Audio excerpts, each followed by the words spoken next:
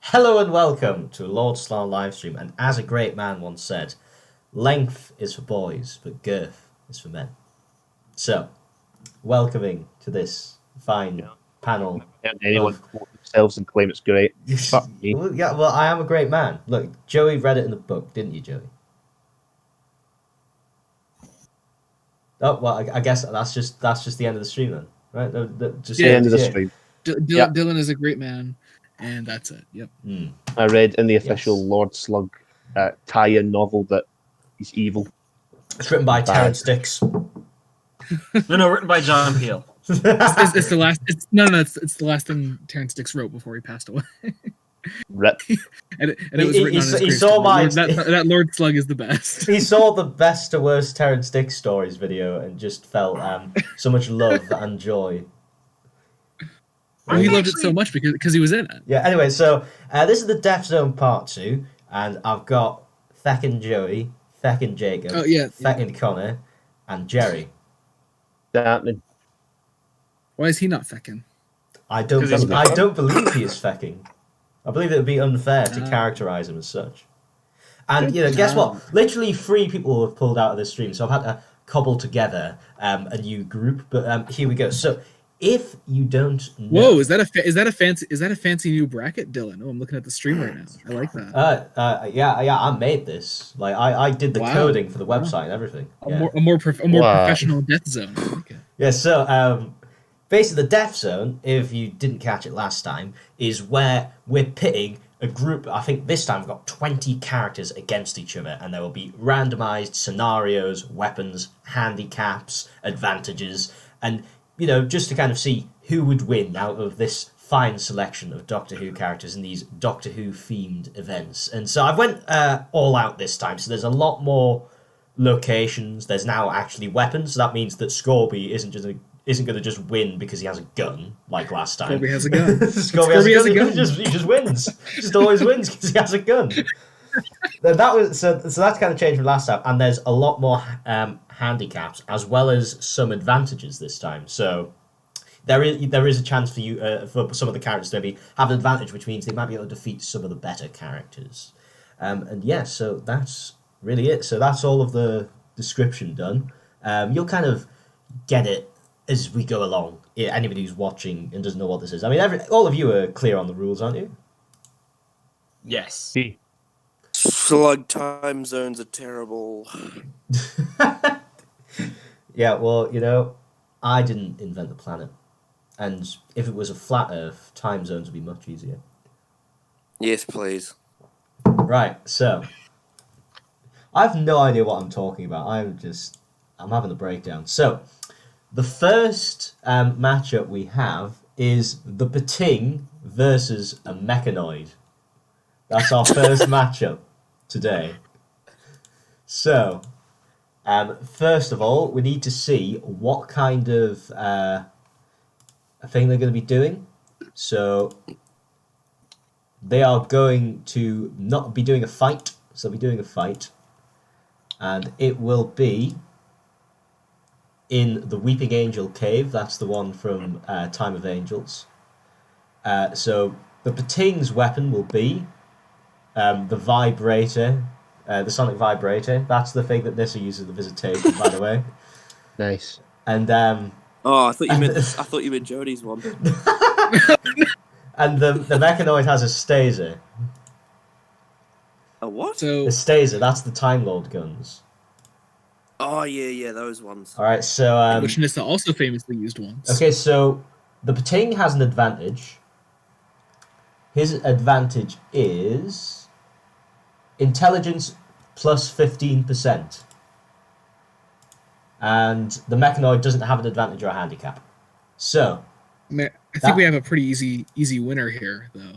yeah, so here's the matchup. Bating versus Mechanoid. Bating has sonic vibrator and extra 15% intelligence in the Weeping Angel Cave, and the Mechanoid has a staser. Can't really hold it, so it doesn't matter. I suppose he'd just be using his flamethrower. And no handicaps or advantages. Who would win? Right, Bear in mind the Weeping Angels are a factor. Right, so basically, because in the Saranga conundrum, the Bating can eat through like the ship, but what I'm thinking is that can it eat through like organic stuff like the cave? Are rocks organic? But wouldn't it just eat the mechanoid at that point though? I think the mechanoid might be a bit too big for the Bating, surely. What I'm thinking is that the Bating it was potentially- eating pretty large pieces of metal. Yeah, but not Yeah, like the mechanoid must be about 10 times the size of him. Well, at the Well, very what I'm least, thi- he should like disarm the mechanoid by like eating the flamethrower. You know. Well, what I'm thinking is that the Bating could eat through the ground like a mole, and then come out where the mechanoid doesn't expect. Yeah, so we've got to think about the Weeping Angels as a factor, though, because they won't be interested in the mechanoid, but they will be interested in the Bating. These are also the slow moving ones, though. So would that make much of a difference if the fight is quick? Well, that's true. So I think what it comes down to is, can the Bating kill the mechanoid quickly? Also, is the fight edited like a trailer, like Stephen Moffat wanted? Does I the don't think thing there's a have angel camera bomb on filming it? this Connor. Brian brings up a good point in the chat. Pating can eat energy from laser blasts too. Yeah, I think the Pating's winning this. Can it just eat flame? Probably. Yeah. I mean, fire is just energy. Yeah, and he is a hungry. But how does the Bating actually kill the mechanoid? It just eats it. No, it can't. No, it can't just eat it. That's too big. Yeah, it can. It's It can metal. fucking eat it. Yeah, it can't. Look, the mechanoid's too big. It cannot fit that in its mouth. How do we know that? We haven't seen it like try to eat anything that's faster than mechanoid. Also, Dylan, the mechanoid has like triangle bits. It can just eat those one at a time. But they're part of the whole thing. Yes. Now, I don't buy this. The Bating can just eat anything. Like it can't just like eat something that's just ridiculously large. What is it just going to eat the whole planet that it's on? Yes. I mean, let's assume the mechanoid has some kind of advantage in a then, way like where it's really powerful.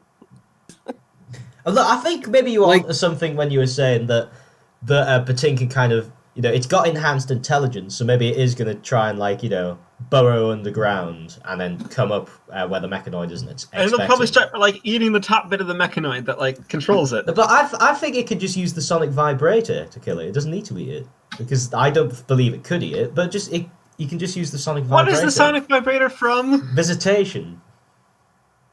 Nissa used it From to what? kill the android. In what? In the Visitation. Oh, right, the Visitation. Clearly a firm favourite of yours, Jacob. I don't like I'm not the biggest fan of the Visitation. I like the Visitation. I mean, it's fine, but I also forget about it every time I'm done watching it. I haven't seen it in 2 years. I don't remember a damn thing about it. Someone just said Chibil making overpowered enemies. I don't think it's really overpowered. You're placing it up against the very thing that the Pating eats, metal. Yes, metal. I don't think it's going to eat it though. I think the Pating will think win, it will. but it's going to use the sonic vibrator. I think it will. No, it's not going to. It's too big. Tell God Emperor Slug how wrong he is. It's too big. No, it's girthy, Dylan. You've got me there. It's too good. Uh-huh.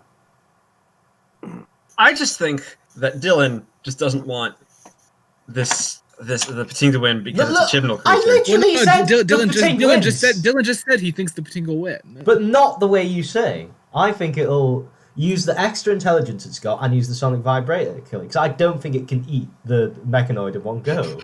So then what? So either way, it wins. It doesn't need to eat it in one go. It can just start eating it, and once it gets a hold, eat all the circuitry. No, and I just can't envision it. I just can't envision it. Yeah, see, The only thing that might not be on the Pating side is the Weeping Angels. That's it.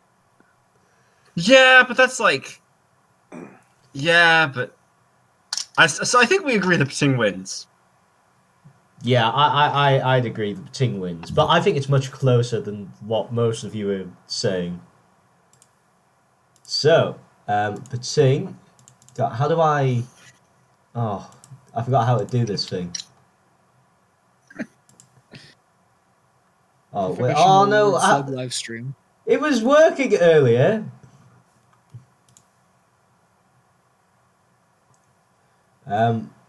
Why? So yeah, I don't understand why this isn't working. I've got to log in. I forgot to log in. That's the problem. Well, I better get this off OBS so that people don't see me type in a password or something. Yes, you've got to offer some slugs to the corporation, and then they'll let you do it. Right. Okay. Oh, look, Antonio's in the chat. Here we go. We can have this picture hiding the window capture and most of the screen. There. This is really professional. It's really.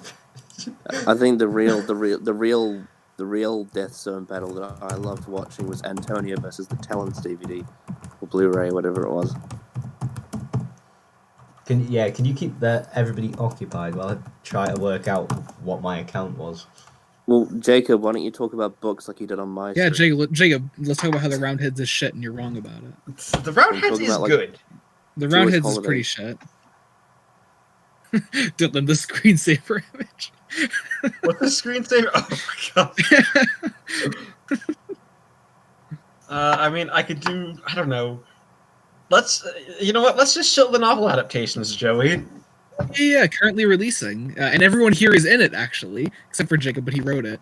The Scales of Injustice. Yeah. Yes. But more importantly, we are having auditions for Evolution. Yes. If you want to audition for that, that is. Of course, everyone here is welcome to audition as well, except for Joey and me, obviously, because we're already part of it. Yeah. So we're here, and we're casting audition. We're releasing Scales. Scales only has one episode left to release, and that'll be. Could you imagine Jerry is like Breckenridge? Could you imagine Jerry audition, please? Please. Maybe. I did. What? I did listen to the first 2 episodes. I was sitting there. I was like, fuck. I could have done I mean, obviously it's like I've never done something like that before, right? I was just sitting there going, oh fuck, I could have done so much better there. Honestly, great. Honestly, you did great, Jerry. Especially for your first time doing it. It was great, fantastic. Yeah. So why you go again? I think I'll get a go, lads. I'll see what I can do. Which one is it you're casting for? What's the name of it? It's not Transit, Evolution. Evolution. Evolution is the one we're casting, yeah. Okay. Jacob, what did you say? Which part did you say that would be? I mean, I think you'd make great Breckenridge. You can go for anything. Yeah, Tobias Breckenridge is the name of the character. Because he's a slimy bastard. I mean, most people in the story are slimy bastards, but he's one of the most slimy bastardy people in it. So, Are they as slimy as the slugs? Not quite as slimy, but no one's as slimy as Lord Slug. I have no idea why this isn't working all of a sudden. Have I actually went on a different site? Dylan was all proud of himself, actually being ready 10 minutes early. Mm-hmm. Also, Will Maddox made an animation on Twitter. I saw that. Well, Nothing Time cliffhanger, and it's the genesis of Androzani instead of the Cypherman. The Lord Slug head turn. Right, there we go. I've worked it out. You worked it out. Can we? Are you going to share your screen so we can see the brackets? Yeah, just give me. No. Just that's going to be it for the whole stream. Keep it on the underwater menace. Right, there we go. Sorry about that. Yeah, Brian, we know you don't snort books. I think the website's changed since I last used it, so that was the problem. Oh yeah, blame someone else. So yeah. Next one is the Android versus Macra. And by the Android, I'm talking the one from the Weakest Link. Oh yeah, the Android. The Android. Wait, Android versus what? The Macra. Oh, the Macra. Oh wait, which Macra? Which Macra? The Macra? Yeah. Well, like the good Macra. So the macro terror macro. Yeah. Hang on. To be fair, that this is a battle. Right, Are you so- talking about, like, the they're smart having macro or they're like, having the a fight. fake macro? well the macro. Oh, Connor, the RTD macros are not winning. You're not getting your RTD But back. they're pretty. Right, Honestly, oi, they're oi, pretty uh, powerful physically speaking. So they're having a fight, and they're miniaturized inside the Doctor, a la Invisible Enemy. And so the Macra has Eldrad's ring, and the android has a quark as a weapon. No advantage for the android. A handicap for the Macra. So the Macra will be... Well, they will have chickens for hands. That was Brian's idea, that one, I'm just going to The add. chickens for hands, having Eldrad's ring too. Okay. Yeah. Okay. Yeah, I don't know how this is going to work. No. So, I mean, So- since Macra doesn't have hands, I'm going to say its claws become chickens. So the macro is unfortunately at a disadvantage here because he can't I mind think the control android is the winning because all the android has to do is shoot the macro. They're not like. Yeah, like if the macro can mind control the enemy, then it might be different. But you can't mind control the android. So. Yeah, and the thing is, maybe the Macra would have a chance even with chickens for hands if they were in a location where there was people to hypnotize, like you were saying. But Yeah. there just isn't that opportunity in when you're miniaturized inside the Doctor's body with chickens for hands against the android. Yeah, no, it's just gonna, you are the weakest Macro's link. kind of fucked Goodbye. And yeah, it's just gonna be eviscerated. Like that's no contest. I think the best way to put that one. No contest. So, Jerry's muted for some reason. Is Jerry all right?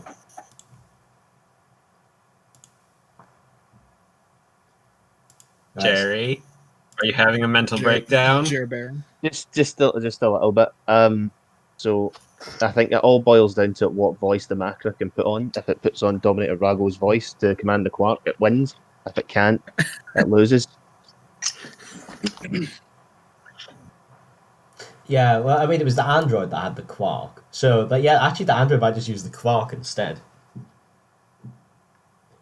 Or even like use the quark as a distraction as it Yeah. affects the macro. No, but But no, then they're also packing heat, the android, the quarks. the android could convince the Quark that there's no such thing as macro. But the Ooh. quark is working with the android. Yeah, no. So why would it want to convince the quark there was no such thing as macro? Oh, that's a good point, actually.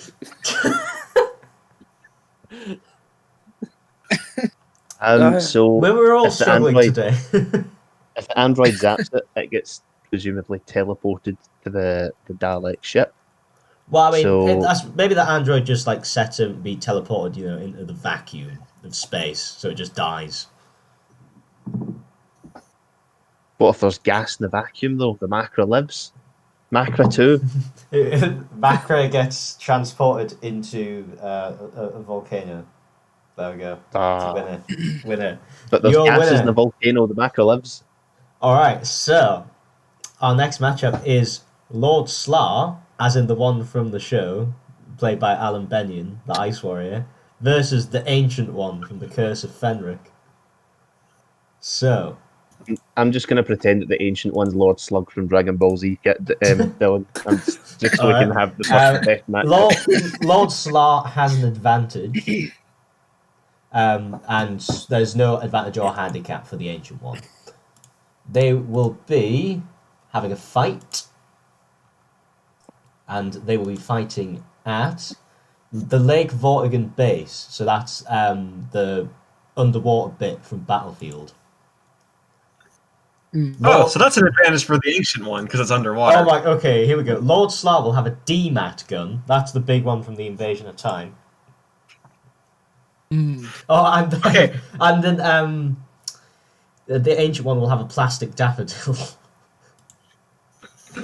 And so Well, the advantage for Lord Slarr is that he has a Cyberman arm, like Toberman.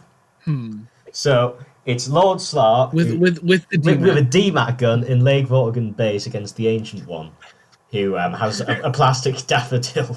So basically, the Ancient One, what he has to do is be able to get close enough to Lord Slarr to get the Not plastic necessarily. He's daffodil got, to like, do the. poison breath. He's got what? Poison breath because the Ancient One's a giant sea serpent thing. When did he use his poison breath? I don't remember this.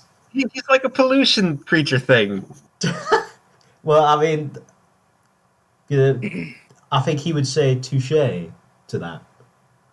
He's also lives underwater, so like that's an advantage. Also, Yeah, remember that's how true. deadly the plastic daffodils were. Yeah. Yeah, but that's the thing. Lord Slarr has the one of the most powerful guns ever made, while the Ancient One has a daffodil. But also remember that the base that the underwater base is like a really compact space still. Yeah, so that's there's true. not much room. There's not much space for Lord Slarr to be far away from the Ancient One to shoot him. Also, isn't the DMAT gun like really big and cumbersome? Oh yeah, but I think that's mitigated by the fact he has a Cyberman arm. You also forget that the Ancient One is like a Lovecraftian creature.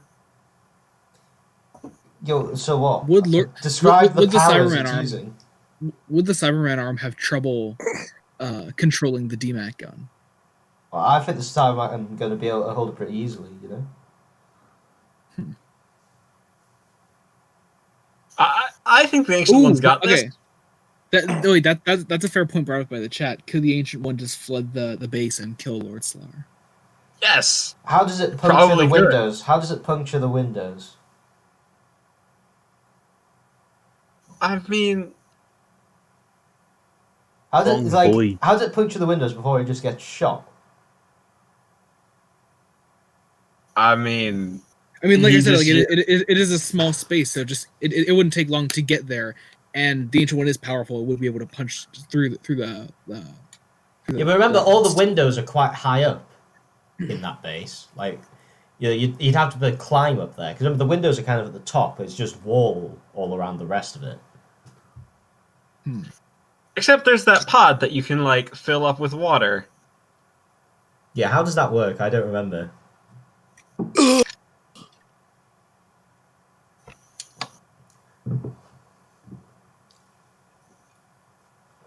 I don't know. anyone. I just think Lord Slar's the DMAT gun. Just shoots him dead. But would that kill the Ancient One? Like, do we know if the Ancient One is vulnerable to that? Oh yeah, I'm pretty sure. Like, it's one of the most powerful guns in existence. I think that'll kill the Ancient Yes, One. but is Cthulhu vulnerable to weaponry? And I think even if the Ancient One, floods the base, just while he's busy punching the window, or maybe he does manage to puncture it, but he just gets shot while he's doing that. But how would that affect him? Well, I think it'd kill him. I mean, it's a DMAT gun. This is one of the dumbest arguments we've ever had. I really hate this. It's a DMAT gun. It'll work. Connor and Jerry, anything to add to this bullshit? Bullshit. What does Lord Slarr have faith in apart from slugs? Does his faith in slugs save him from the Ancient One? Because if it doesn't, then the Ancient One wins. Oh, that's So how true. does the Ancient One win? Like, so I mean, first of all, you need to explain how he doesn't get shot by the really powerful gun. Like, I mean, if any weapon is going to be able to kill the Ancient One, it's the DMAT gun.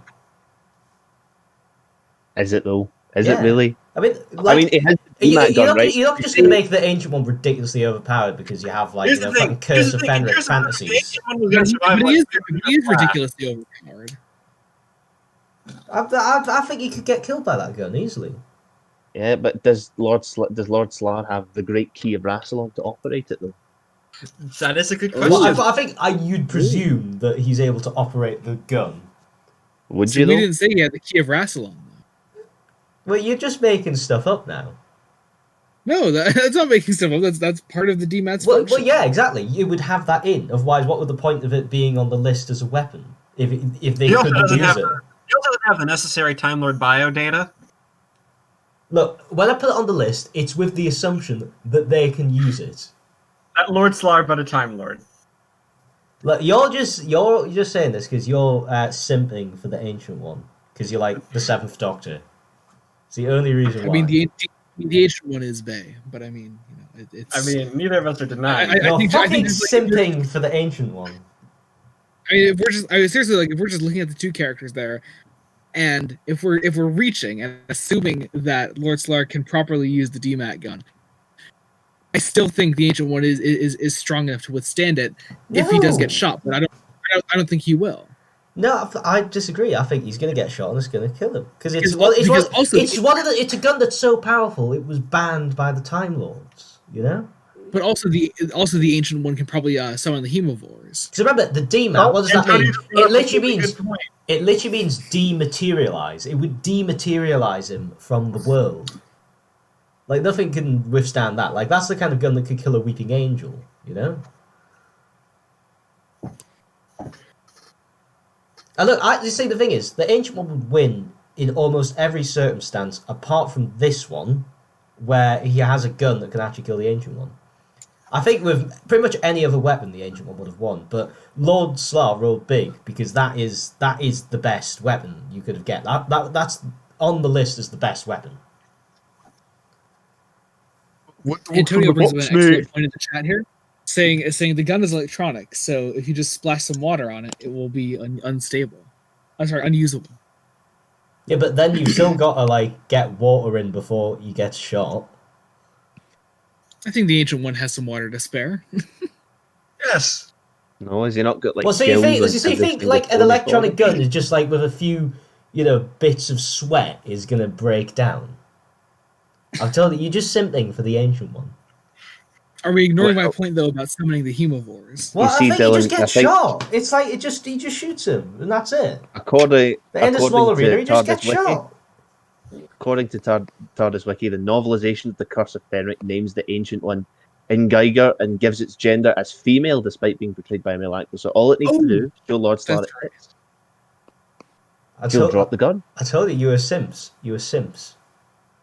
And you're outvoted, Dildo. No, this is just ridiculous. Like, he's got the best gun you can get on this list. That gun can pretty much kill everything. And all it needs to do is shoot him. Like anything on the matter yet? Like the ancient one has a fucking plastic daffodil. Like, what's he gonna do with that? He's not gonna be able to get close enough. An extremely deadly plastic daffodil. You need to get right next to him, but before he could get up to him, he gets shot. You need to be right next to him, and like I said, the base is small. I still think he just gets shot. And three of us say the ancient one wins. And we have one salty slug on our hands.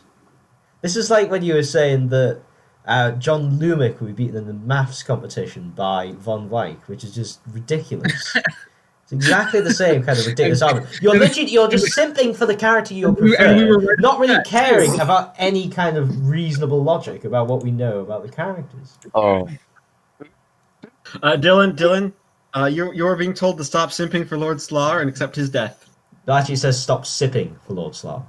So stop simping.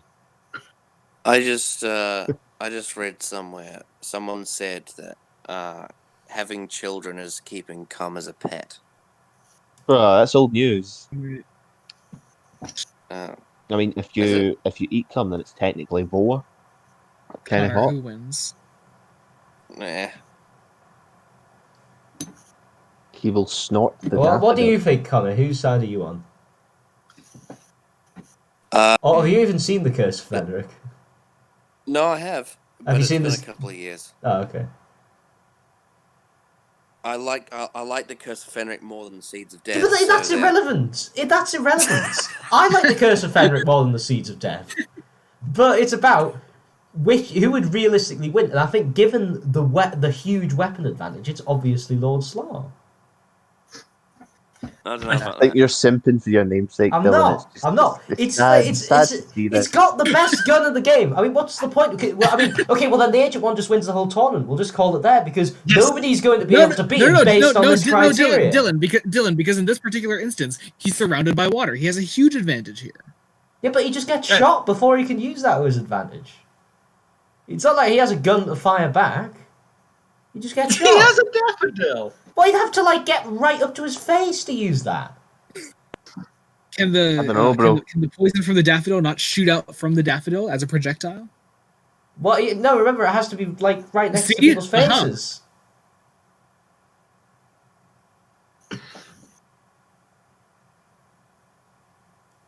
The question is, who's faster? And I think Cyberman arms move pretty fucking slow. What?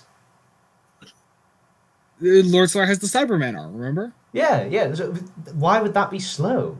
Like, it's not like a Yoo-Hoo Cyberman arm. It's like an actual good Cyberman arm. Cyber. Look, I think you're just not moving us on from this, even though most of us said that the Ancient One Well, wins. fine. I mean, okay, well, the Ancient One just wins the whole tournament at that point because there's no way of No, he stopping him. doesn't. There's no way of stopping him. He doesn't No win. character. Like, There are if situations- if there are literally, situations where he if loses. the best gun in the game can't kill him, then what's the point? Like, nothing could beat him at that point. I don't know. I think you're Is it, underrating is Doc it a gun that Holliday. beats him in Curse of Fenric, Dylan?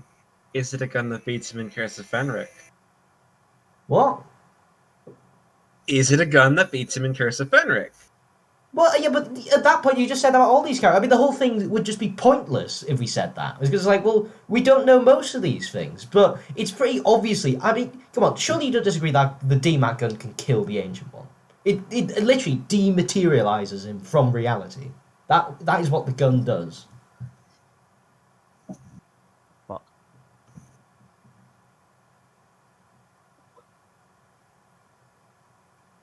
I don't know. I think the Ancient One's a pretty good shot. So, like from a good distance away, he could probably snipe Lord Slarr not with a about- daffodil. It's not about the size of the slug, it's about how you use it. It's not about the length of the slug; it's the girth. Yeah, Yeah. I believe that's how you open the stream. There we go. See, some people are, yeah, you know, Brian's saying that your argument's bullshit, and Antonio's agreeing with Hey, me. listen to Brian, though, Dylan. But they're not in the fucking stream, though, are they, Dylan? And three out of the five of us say Are the Ancient wrong. One wins. Of just wrong. Like, it's just, We're- like, you can't explain how he doesn't get shot. He just, steps a bit to the left. It's not like this entire base is tiny. Yeah, but the DMAT gun isn't just like a sniper rifle. Like, you'd be able to hit, you know, a tiny, like, you'd just be able to hit a very wide range. It's like a big fuck off shotgun, but way more powerful, that dematerializes people from reality.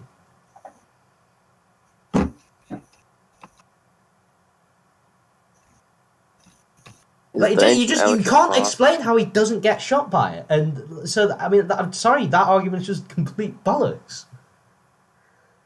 Look, I don't say any more on it. We've been talking about it for long enough. If you Well, want to but you override our can't decision, even that's justify fine. it. You can't justify it then. Justify how he doesn't get shot.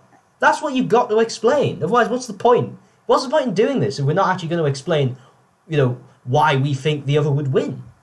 Guys, take it so seriously. I'm just saying, like, it's because it's a small space and they're right up against each other. It doesn't matter how far away you are and how like how fast you can shoot the gun. They're right next to each other no matter what. Well, they're not right next to each other. What? So we're just going to have every fight start with the two fighters just right up in each other's faces? I mean, that just No, I'm not saying that, but the space that they're fighting within is small. yeah, yeah. So they're both you know meet each other in that space, and then he just shoots them, and that's it.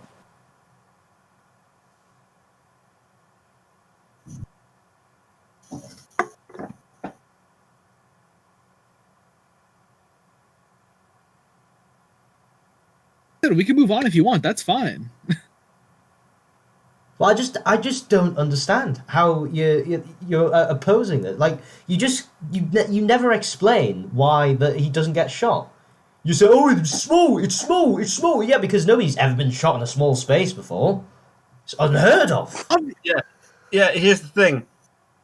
Being shot in a small space with a big-ass gun doesn't end well with for the person who's shooting. Well, Tom Baker survived. He was like right next to Storr. Tom Baker had plot armor, though.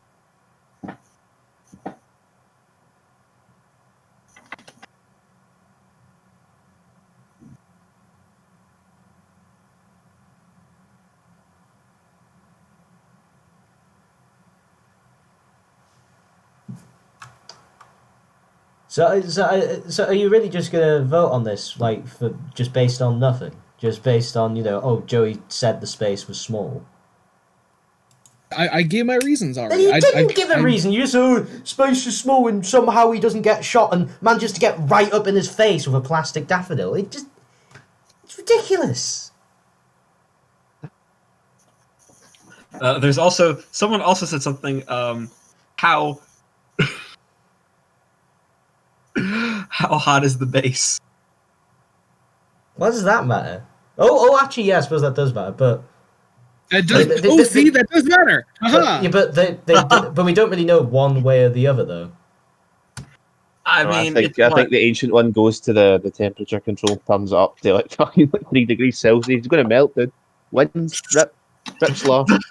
Does the base have a temperature control though? Because I don't think. Yeah, we didn't see any evidence of that. And you'd assume that a base at the bottom of a lake is probably pretty cool. I Nah, mean, but what if it's far down, it might be pretty warm. define cool. Like, are we talking? Yeah, I'm cool. I mean, we know that, Jerry, but Bang. Oh, well, I fucking give up. But I mean, what's the point of if we're just gonna, if you don't not even gonna explain how it doesn't work? You'll see exactly how the Ancient One's just going to win now because there's no way of stopping him. If literally a character can have the most powerful gun, and that can't defeat him, I mean, he just won. So I mean, is there any point in doing the rest? It's going to result wouldn't the opposite argument be true as well for Lord Slarr? It's like, can anyone beat? Well, no, because Lord Slarr isn't going to have that for the rest of the game. He's not going to have the DMAT for the rest of the game. It's just for that round. That's the case. If the DMAT gun is that powerful, then why is it in the game?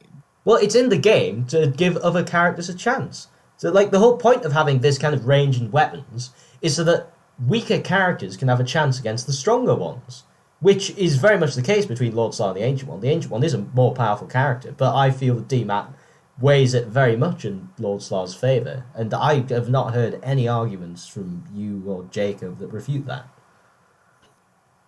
If we're going to be very specific here, Dylan, it says the DMAT gun fires a beam, not a spread like a shotgun, so it's the equivalent of firing something like a Barrett in a small space.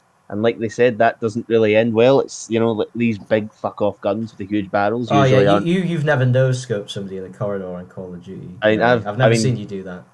I'm the no-scope king. But, like Tom Baker, unfortunately, is also a no-scope king. Who's to say that Lord Slarr's a no-scope king?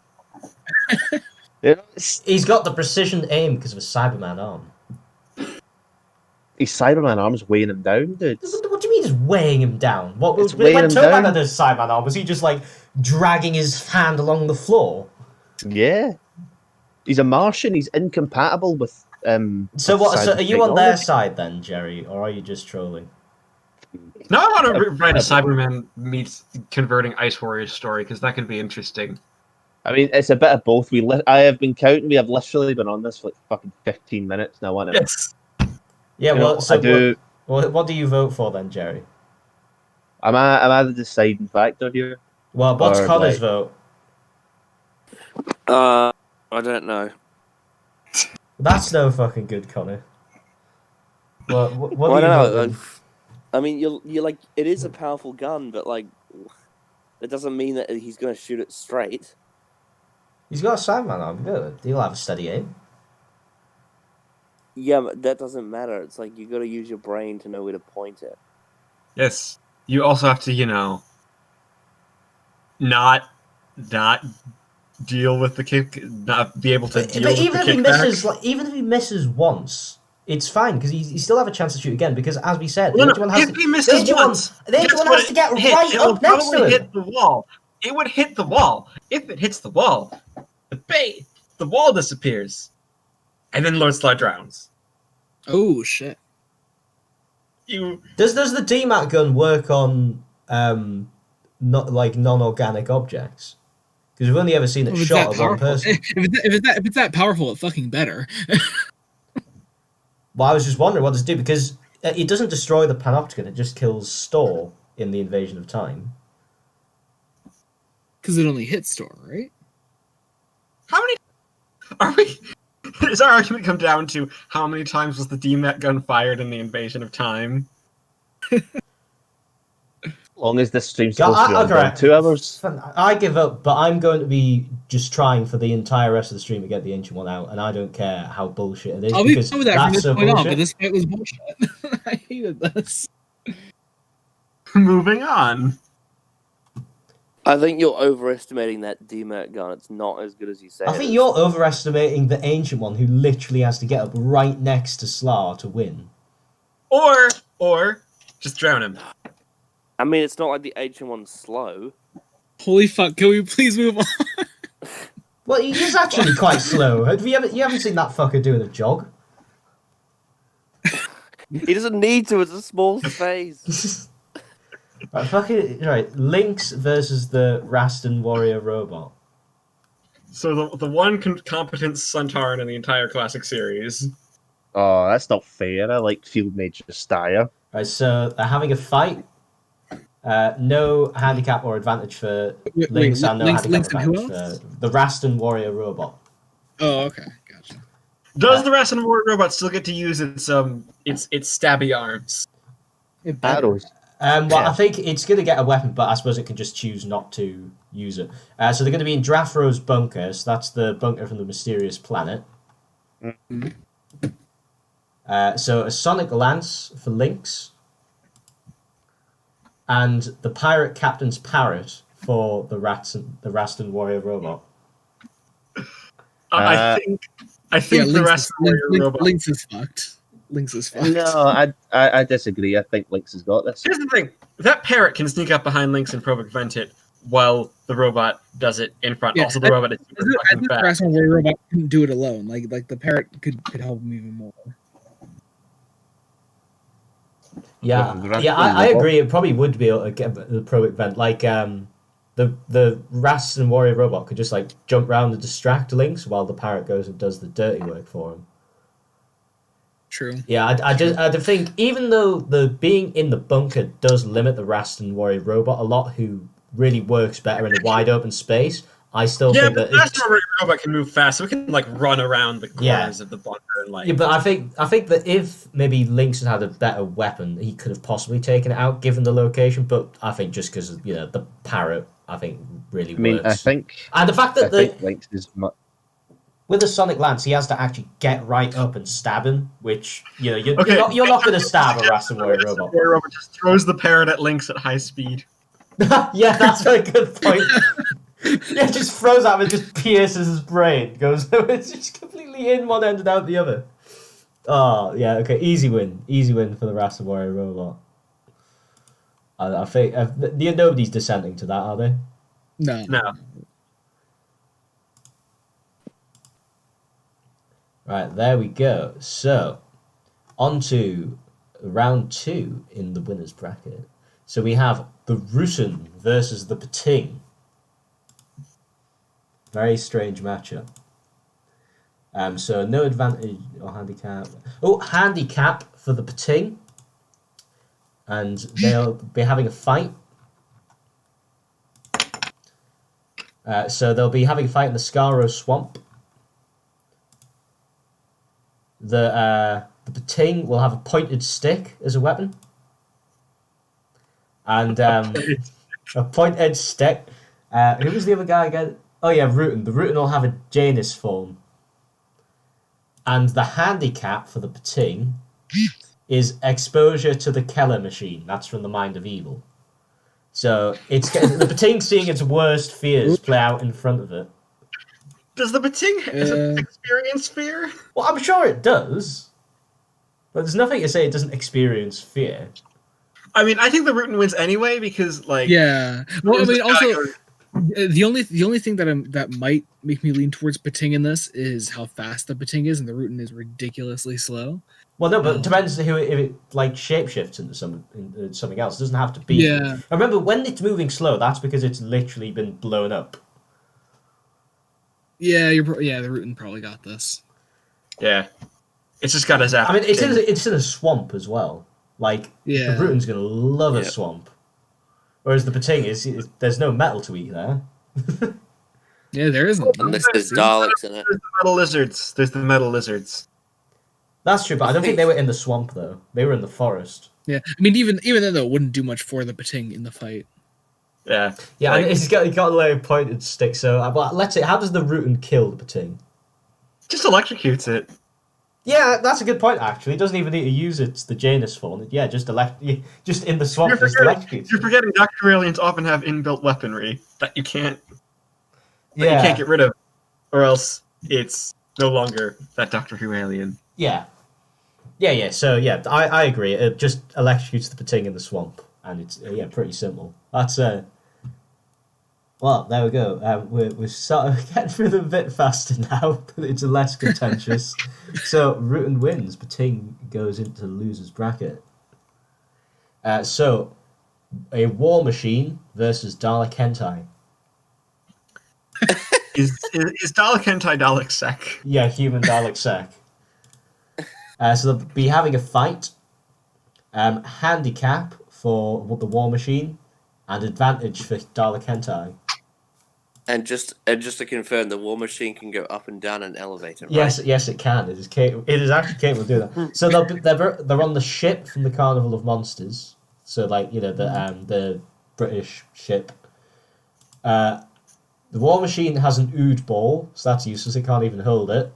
And then let's have a different one because we already had that. And the Dalek Hentai has an axon tentacle. As Dalek Hentai's advantage is it's possessed by More the tentacles. So the Dalek Hentai's advantage is it's possessed by the Cheetah Planet, which means that it's going to basically have berserker rage. And then the handicap for the war machine is it has a twisted ankle, which let's just say it has like one of its wheels is a bit wobbly, like when you get a shopping trolley where the wheel spins around a bit. Dalek Hentai wins easily. Right, God. Yeah, Dalek Hentai. Explain how.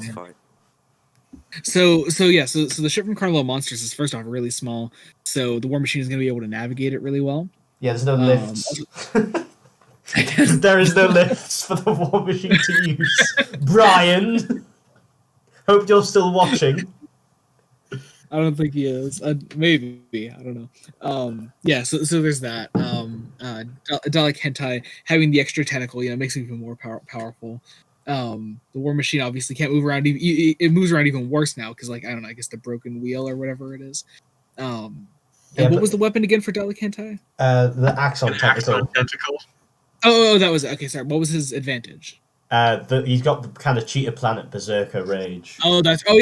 So he'll be even more driven and feral to beat the war machine. The war machine's fucked. And I think at the end of the day, the war machine's gun has a pretty limited range, but we've seen in the Claws of Axos, the Axos tentacle can extend really, really far. And we just push the war machine off the boat. Yeah, basically. Well, no, he doesn't want to get close to it because in extremely close quarters, that's where the war machine wins. So what I reckon is he goes onto the top deck of the ship. But let's just say it takes place on the main deck of the ship. So Dalek Sec, he runs up to the top deck, the upper deck above it, and then just uses the axon tentacle, just extend down and kill the war machine, and that's it. Nothing that it can really do. Can't really move properly in that environment.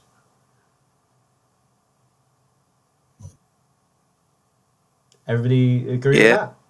Yeah. Everyone agrees. And I hate that we had to say Dalek Hentai won. And according to the Doctor gave the war machine can't wank, so it wins. I mean, we might have to rethink. So Dalek Hentai wins. Dalek Hentai. Oh, it's a shame that Shay isn't here to sing it. Right, so we've got Commander Lytton versus the android. Ooh. So, having a fight. Handicap for Lytton. Handicap for the android. So, they'll be fighting in the IE lift shaft. The what? The IE lift shaft. Oh, What's this from? The invasion. The lift shaft. You take it right to the top. Wait, from what? The invasion. From the invasion. Just a normal elevator shaft. Alright, Litton's fucked. His weapon is Peter Capaldi's spoon. Yeah, it's the end of the shooting in there. Oh, wait, no. Wait, the android's weapon is pickled onions. The android has a laser in its mouth. Yeah, right, and then so Litton's handicap is he's distracted by a woman fled from the 10th planet. And then the android's handicap is... Oh, we already had that one, let's have a different one. Just received a jolly good smacked bottom. So the android and Litton are in an IE lift shaft. Litton has a spoon. The android has some pickled onions. They're fighting to the death. Litton's busy looking at like Isabel's arse, and then the android is feeling very embarrassed. I feel that if Litton had pretty much any other weapon than a spoon, he could actually win this one. But maybe he scoops the pickled onions and eats them. How does that help him? I don't know. He gets the last meal. I can't. If Litton had a good weapon, I think he would win this one. To be honest, just because it's a lift shaft, he's going to have a lot more dexterity. Yeah. Well, here's the thing. If he had any sort of weapon that was actually a weapon, maybe this is what he does. He climbs up the lift shaft and then has Packer take the lift right to the top with the android on it. How does he get out though? Through the fire escape.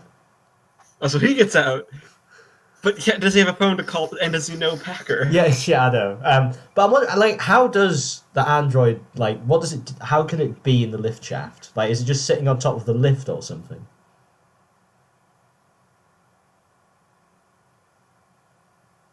Really good question, actually. Can it still be in the lift with Litton? No, because it's in the lift shaft. Oh. For some reason, all I'm imagining is the fucking lift from Revenge of the Sith, not the invasion. Yeah, this is just a shaft, an elevator shaft. I think let's assume one thing about the lift shaft. Packer is taking the lift right to the top, because that's the natural hazard of the IE lift shaft.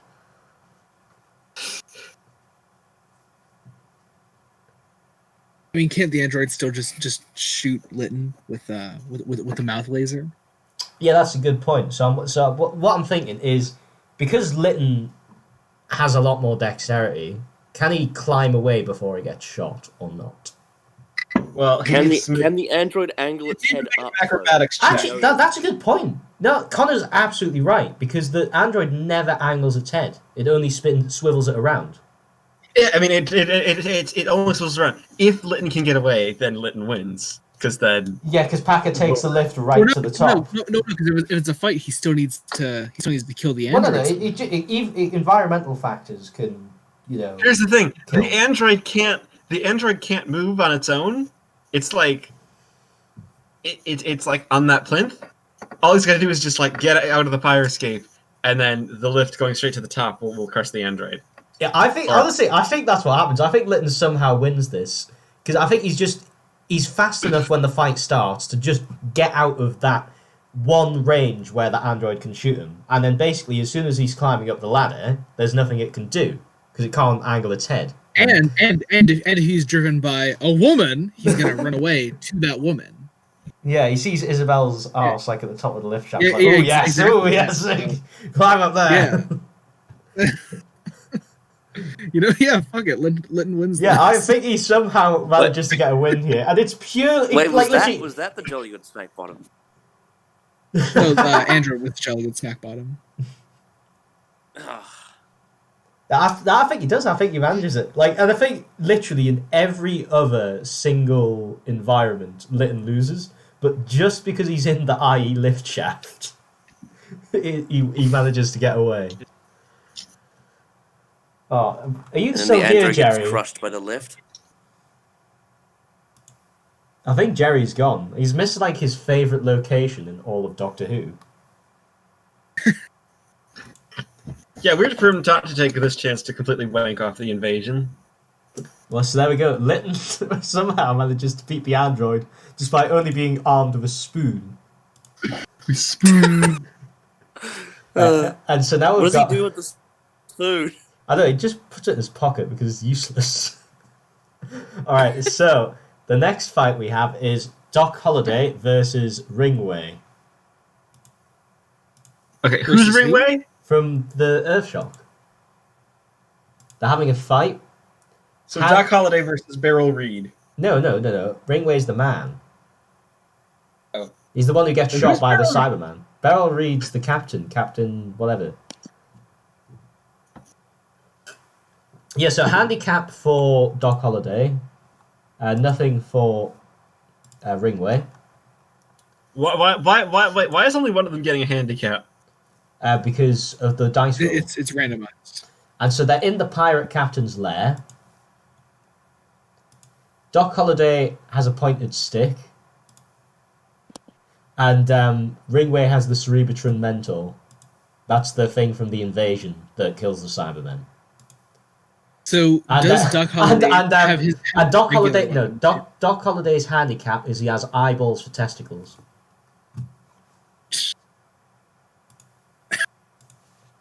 So So Doc Holliday and Ringway meet in the pirate captain's lair. Doc Holliday has a pointed stick. Ringway has the Cerebitron Mentor, and the Doc Holliday has eyeballs for testicles. So he's having to pull his trousers down to see. so does Doc Holliday have the pointed stick in addition to his I mean, his regular trousers gun that he probably already has? done. I mean, yeah, I'm going to say yes, he can have his gun, but I don't think it's going to make a difference in the end because he's used to being able to aim when his eyes are in his head.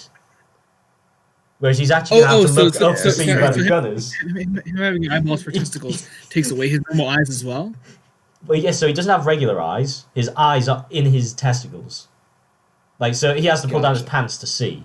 So I think... So his testicles are in his eyes? Yeah, sure, that's fine. Yeah, that's acceptable.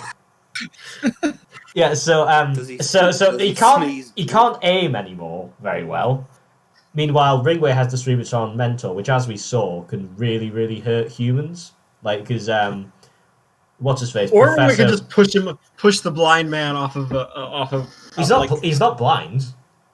he just has eyes on his testicles. He's basically blind. But yeah, I think the eyeballs for testicles thing. Because the only way that Doc Holliday is going to navigate the area is if he takes off his trousers. So. Yeah, And even then, just trust me. From someone who only has one eye, suddenly having to adjust to vision no longer being in the standard place. I just love the image of a pantsless Doc Holliday. What with eyes on his testicles? I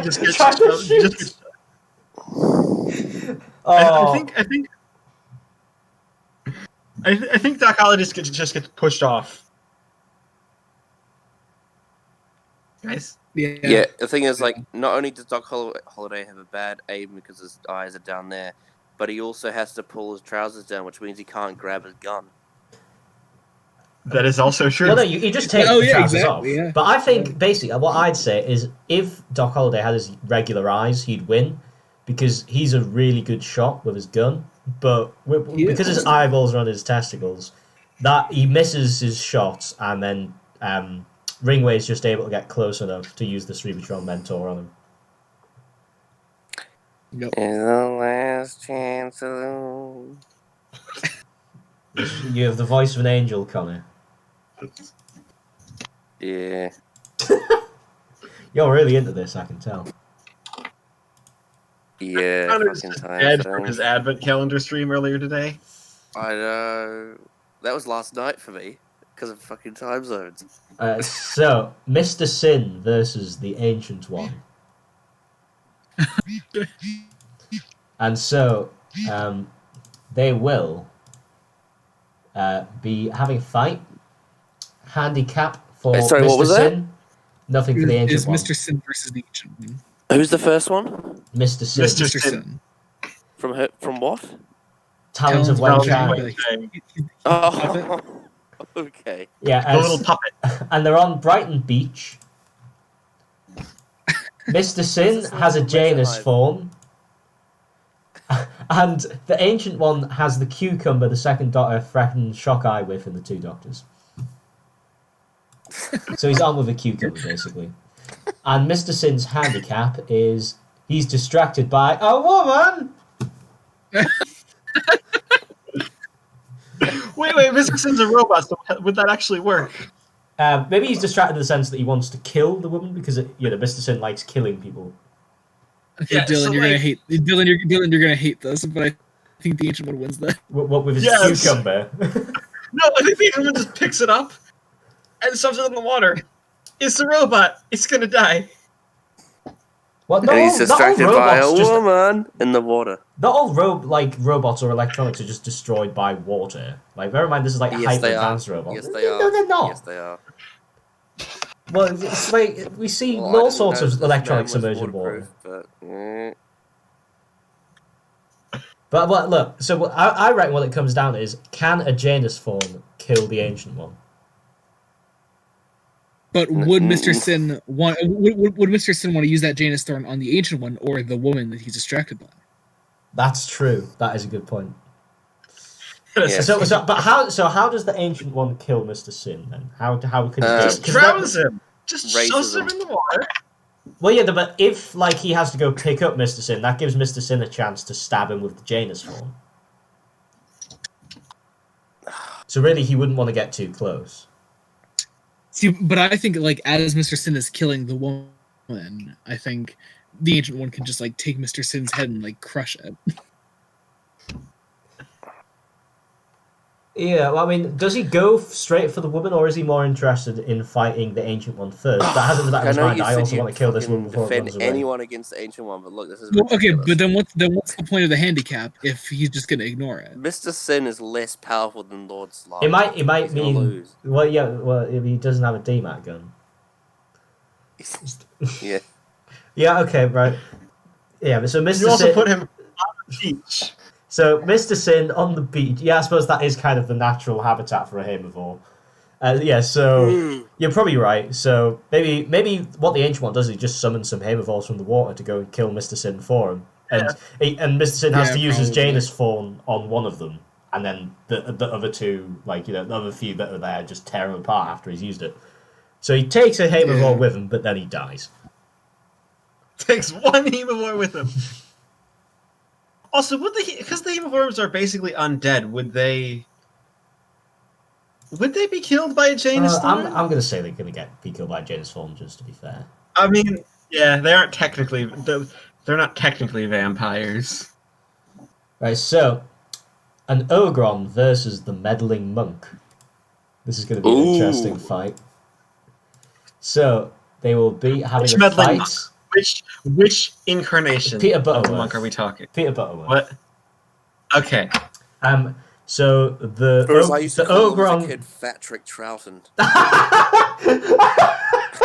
What a name! Oh, I love that comment. Right, so the Ogrom has a handicap. The Meddling Monk has nothing. So they will be in tranquil repose. The Ogrom will have a DMAT gun, and the Meddling Monk will have an Ice Warrior gun. And the Ogrom's handicap will be high on gridlock patches. Okay, so the Oberon's already kind of a dumbass. It's just that Ogrom is even stupider than usual. It's got like I'm the sorry, most, Jacob. It's Are got you being racist saying that Ogrons are dumb, Jacob? No comment. no complications. All right, no, but, so the Ogrom. No, I think the monk wins this. I know, Dylan. You love that DMAT gun.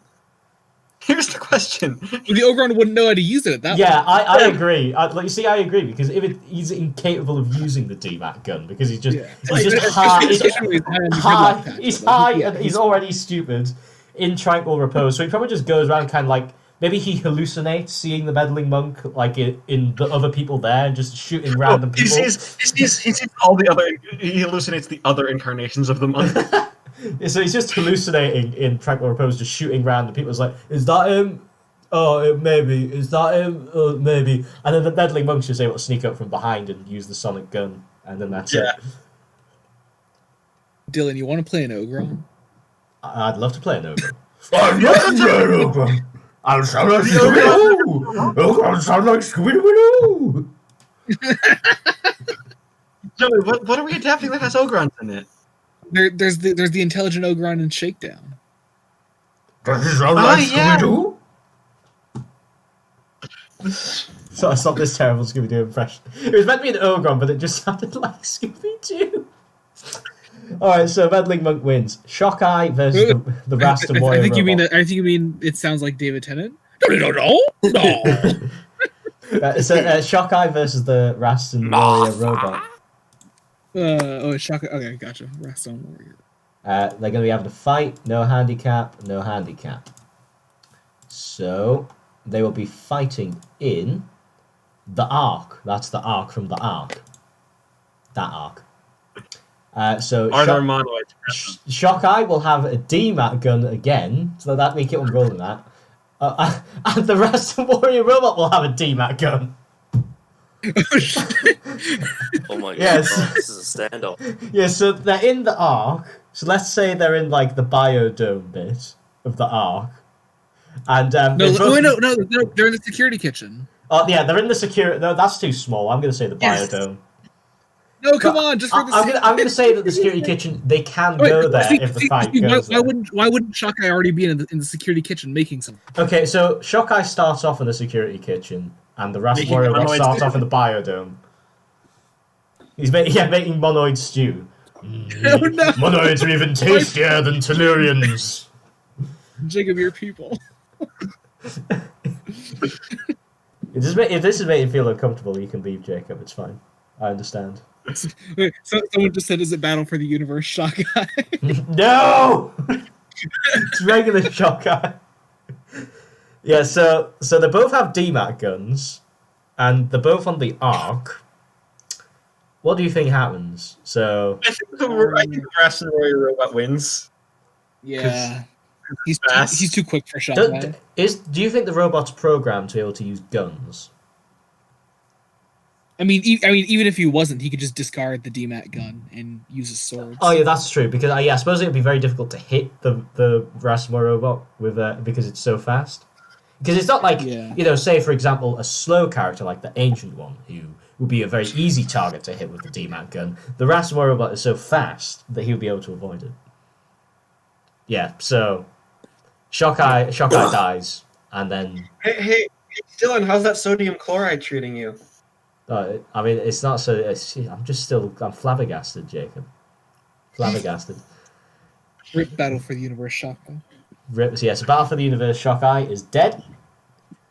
He just gets let's just say he gets shot by the DMAT gun, so we can actually have the DMAT gun kill somebody for once. No, It doesn't it's in the kill game. them, We it just de- never fucking it- use it- it. Dematerializes them. Well, the same fucking thing. Right, so the Great Intelligence versus the Dream Lord. Now that's a very, Ooh. very, This is a- very interesting matchup. This is a So beautiful two match. things that don't have physical forms. Yeah, so they'll be having a fight. Handicap for the Great Intelligence, advantage for the Dream Lord. Ooh. They'll be on the Fall rocket launch pad. The Great Intelligence will have a plastic daffodil. It can't use it because it doesn't have a physical form. And the Dream Lord will have the Pirate Captain's parrot. The Dream Lord's advantage will be he has a tap trap eye on the back of his head so he can see behind him. And the Great Intelligence will be turning into a Primal. That's not actually. Well, let's get a different one because that one doesn't really work. God, This this one would doesn't be work. great. In fact, Sorry. literally none of these work for the literally none of these handicaps work on the Great Intelligence because it doesn't have a form. I mean, so are we going to say the Great Intelligence has a form? I mean, Or are we just going to maybe? Or should we just say because okay, because of the nature how of about if, because of the nature of these how two about- characters, we're going to say it's how like a about whenever we use the Great psychological battle. Intelligence, if we use the Great Intelligence later on, how about whatever weapon it has, it summons a form to control based on that weapon? Okay. Oh, so yeah, with the plastic daffodil, it'll have those autons. Yeah, it'll be the okay. So, but it's going to be a very psychological battle, this one, I think, at the end of the day. It's going to be very clever. So, he's so clever. So, I mean, basically, the Dream Lord tries to get you to choose the wrong reality and kill yourself in it. And I think that the Great Intelligence would be clever enough to outsmart it, and as a result, the Dream Lord would lose and go away. I think the Dream Lord would lose just because it's dust, while the Great Intelligence is some Lovecraftian being. You sure do love anything Lovecraftian, Jacob. Yeah, you do. You're a fucking Lovecraft boner. Why did you tell us the name of his cat? I'm not going to say the name of his cat. You should definitely say the name of his cat if you're such a Lovecraft I'm fan. not going to say the name of his cat. If you're such a fan, say the name of his You're cat. just a Lovecraft fanatic. Come on, man. We're not saying the name of his cat. I honestly forget it, Jacob. What was the name of his cat? Could you remind me, please? Nothing that I can say without getting us booted out of life and ruining my prospects of medical school. So let's not. Yeah, so I think it is just going to be because the Dream Lord, the way he engages in a fight is tries to get them to kill themselves by choosing the wrong reality, and I think the Great Intelligence outsmarts him and wins it, basically. Indeed, agreed. Anybody disagree with that? No. Because the Great Intelligence is like on the same level of intelligence as the Doctor and the Doctor managers. So. Well, the Great Intelligence is also, yeah. I mean, the Dream Lord is the Doctor, though. The Dream Lord has the 99 Dream Lord dribbling. is like the Dream Lord takes like a kind of antithetical form to whoever it's kind of attacking.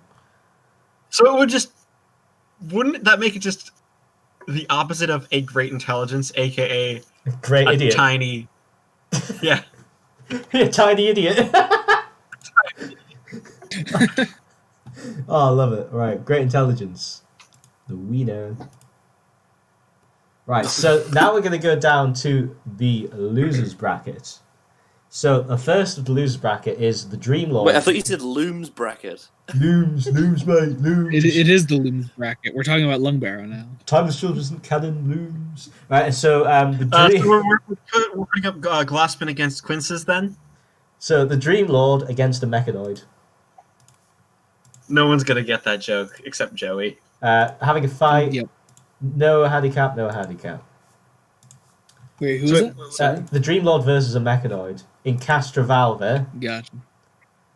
The Mechanoid is going to have a Staser again, and then the Dream Lord is going to have a Yeti to fight for him. So basically, I think so they're in Castrovalve.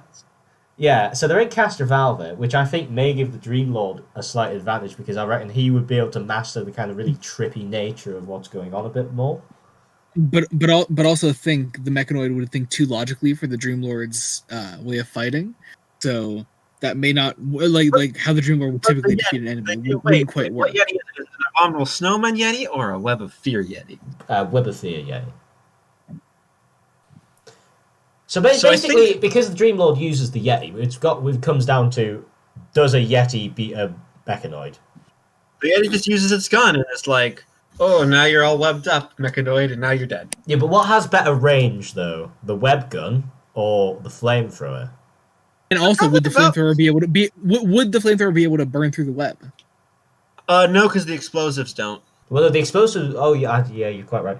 But I think the flamethrower can kill a Yeti, I think, because it'll take a while, but it will eventually kill it. Like this teeny tiny little bit where like the Yetis were standing pretty far away from those explosives at the end of part 1 of No, they were standing right next to it.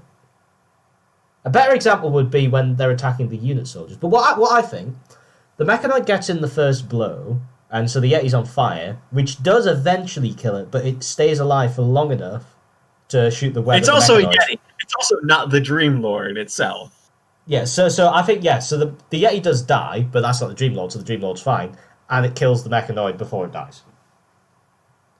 So the Mechanoid's done, and the Dream Lord wins, yeah. Yes, the Dream Lord wins. Essentially. Maybe I should have thought about the Dream Lord's inclusion, as this is going to be a difficult one to kill. Well, I suppose you just need to, beat him at his game of psychological stuff. But, obviously... Or just find a way to... And in this case, it depends on the Dream Lord's handicap. Or advantage. Alright, so... Ogrom versus Macra. I think the macro wins no matter what because the Ogrons are idiots. But So, also having a fight, something to remember advantage for the that the macro Ogron. the macro wasn't able to mind control Jamie. Handicap for an Ogron. Advantage for the Ogron rather. And they'll be in the IE complex, so that's where they're running around. That's basically where the lift shaft is, but also the rest of the buildings. But not the lift shaft. Yeah. Yeah, and so the Ogron will have. What is it? the Ogron will have Anthony Ainley's dildo as a weapon, and we already have that one. Do you mean like the tissue compression eliminator? No, I mean Anthony Ainley's dildo. And the are we just going through all of the same weapons? I'll just stick with this. And the Macro will have an Axon tentacle. And so and then the Ogron gets an advantage. Possessed by the cheetah planet, so it's enraged basically. He's got that kind of berserker determination. Angry Ogron with a dildo. Yeah, with a tissue compression eliminator versus a Macra with an Axon tentacle in the IE complex, I think the Ogron wins easily. There's so much open space, and the Macra is like this slow, bulky, moving thing. Yeah, and the Macra can't mind control the Ogron, so yeah, Ogron wins. Now I want to rewatch Macra Terror. I just rewatched it recently. I was showing it to a friend. Really damn good story. Fucking love it. Love the animation. Oh yeah, I showed him the animation. Fucking love that thing. Yeah, it's sad that the animations have actually got worse than that rather than better, because that was a really good animation. The only one that was worse than that. I mean, the faceless ones was like on the same level as it, but Fury. I mean, I haven't seen the Fury one yet. Right, so Doc Holliday versus Lord Slarr. Ooh. And so they will be having a fight. Advantage for Lord Slarr. Nothing for Doc Holliday. They will be on Mechanus. Lord Slarr will have the Cerebritron Mentor, and Doc Holliday will have the Axon Tentacle. And Lord Slarr's advantage is, let's have one we haven't had, glasses that can control bystanders. So basically he has the War Games glasses. Here's the thing. I don't think there are any bystanders. Yeah, on Mechanus. there's no bystanders, so that's not relevant. I mean, maybe there's like Stevens in the prison. I mean, even without that, I think Lord Slarr wins this. Yeah, Lord Slarr's just got to use his sonic gun. Yeah, I think that's Just Doc Holliday is just a human. They'd probably just be confused by the tentacle and just throw it away and try to use his gun. But as we've seen, Ice Warriors are very difficult to kill with regular guns. So yeah, I think you've got to give it to Lord Slarr. Yeah. We've pretty much had consensus on every one since that one. That one. So War Machine versus Lynx. They will be having a fight. God, we haven't had any of the other ones so far. This is really weird. Where's the pieing contest? There's no advantage. Where's the egg and spoon race? It is an option. So neither has a handicap or an advantage. They're on Sentry Base 6, which that's the Impossible Planet Satan Pit place. Who are the characters again? I forgot already. War Machine versus Lynx. So the War Machine has a Roboman's whip. It can't use that, so that's not really very relevant. And who was the other character again? Oh yeah, Lynx. And Lynx has a cyber gun. So that's the Earthshock cyber guns.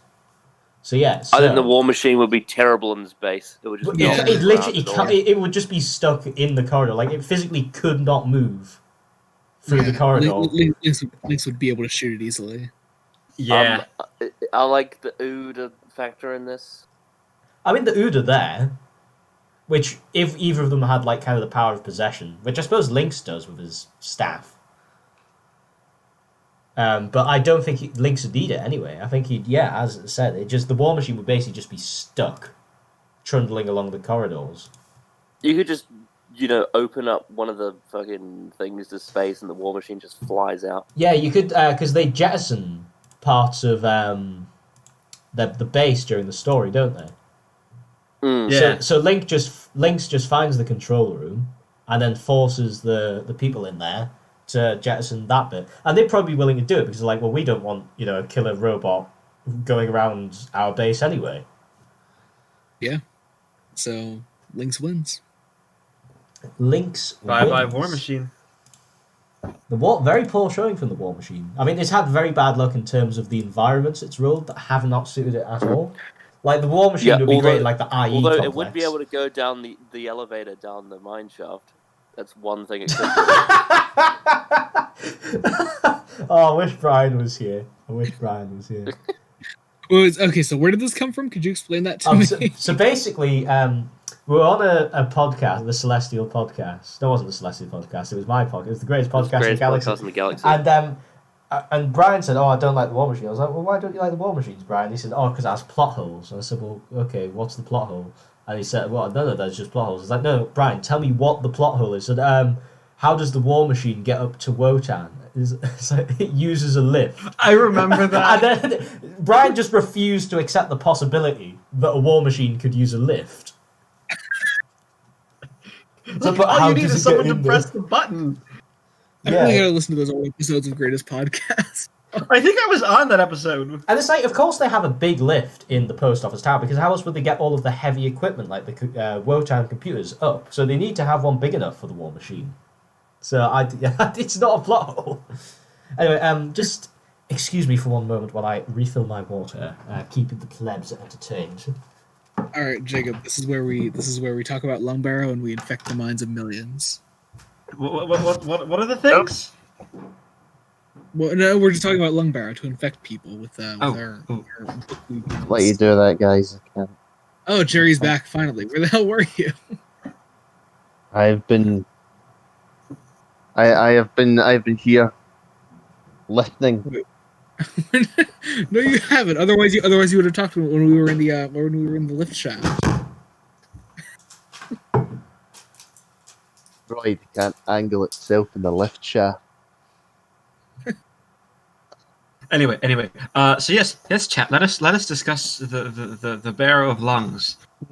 Yes. Someone just said in the chat, "I want to shove a barrel in my lung." Jacob, I don't think you've realised that I still haven't recovered from that. I think Series 13 story is going to be all about Jerry, Phasma you when you were gone, you missed the best fight. You'd have loved it. Did I though? Really? It was Lytton versus the android in the IE lift shaft. And Lytton won by climbing up the lift shaft, and Android was taken right to the top by Packer and crushed. Rip. That was the fight. Rip indeed. You missed him Packer taking it right to the top. Packer took it right to the top. Rip. All right, my so boy. Losers round 2. Shockeye versus the Dream Lord. So, it'll be a fight. We still haven't had any of the other ones. Advantage for Shockeye, and advantage for who was the other one again? The Dream Lord. Lord. Yeah, so they both have an advantage.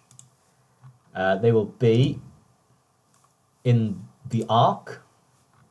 Shockeye will have a stone knife.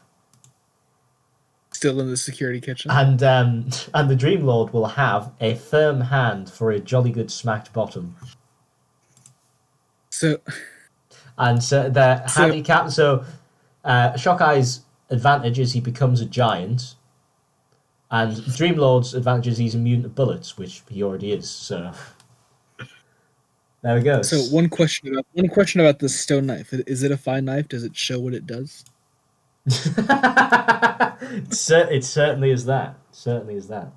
It's good. So yes, that's an immediate advantage. So Shockeye's a giant. Yeah, Shockeye's a giant on the Ark with the Dream Lord against the Dream Lord. So what's the Dream Lord's method of attack then? What do you think he does? He just creates a giant hand. Yeah, what his firm hand for a jolly good smack bottom. Yes. So yeah, in the dream world, because he takes him to the dream world and just flattens him with a giant Jolly Good Smack Bottom hand. No, And you need that giant hand that seems OP. No, that's too OP, I think. We can't do that. Ooh, that's a great point. Antonio just said Shockeye eats the Dream Lord. Yeah, he cooks the Dream Lords and eats them. Yeah, You could probably do that in the dream world. Antonio, I'm not telling you about Longbear until you actually finish Time Worm Exodus. That's true. And then the other 58 books in the VNAs. Don't do it. So just thinking about this, so it's basically the Dream Lord, how he attacks his opponents is by kind of giving them a choice between the two worlds, and which one do they think is real. Do we think that giant Shockeye is capable of determining which one's real? Well, I think Shockeye. So, like, what would Shockeye's dream world be though? Because he's got a choice within the security kitchen, which is just a room dedicated to cooking. So Shockeye would love that. He wants to be in that world. So, what would his dream world be? An even bigger kitchen. An even bigger kitchen. But Shockeye probably knows the reality of it and knows that kitchens aren't that big and that he will never be truly satisfied like that.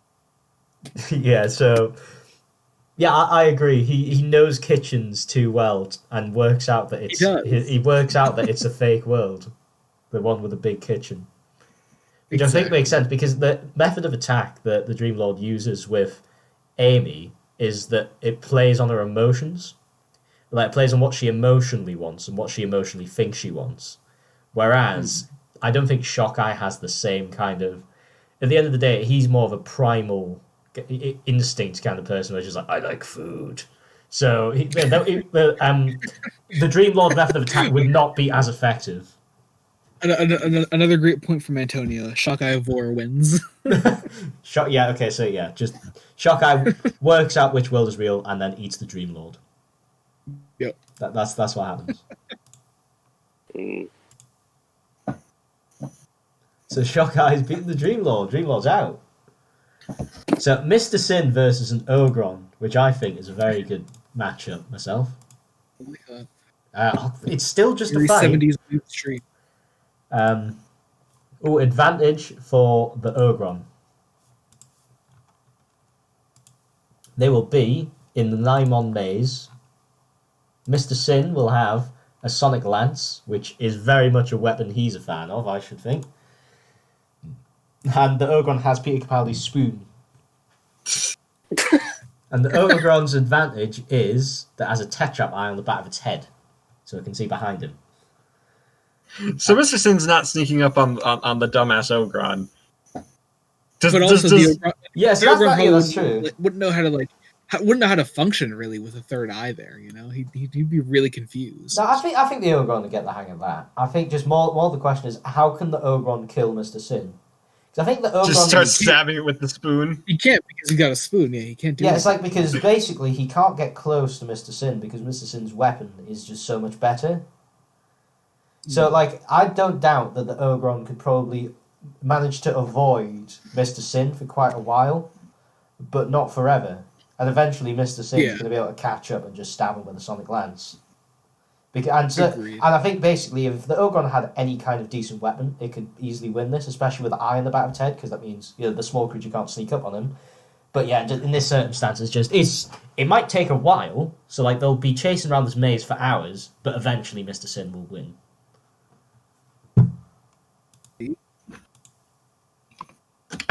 So there we go. Mr. Sin has got a win, and the Ogron's out. What a route. I'm a poet, and I didn't know it. So we have the android versus Lord Slarr. Ooh. So it's still just a fight. I mean, are we ever going to get one that isn't a fight? An advantage for the android, nothing for Lord Slarr. They will be in Axos. The android will have Excalibur, which you can't really hold, so it's a bit useless. And then Lord Slarr will have a Roboman's whip. And the advantage for the android is it has 2 minutes to prepare for the battle. Ooh. So it's in Dude, Axos. that doesn't really help because the android. I don't know. Can the android move by itself? No, it's stuck in one spot. All right. So where in Axos do we think the android has been put? Probably like right near the control panel. Yeah. So Lord Slarr has a whip, and bear in mind that Lord Slarr doesn't actually have a sonic gun.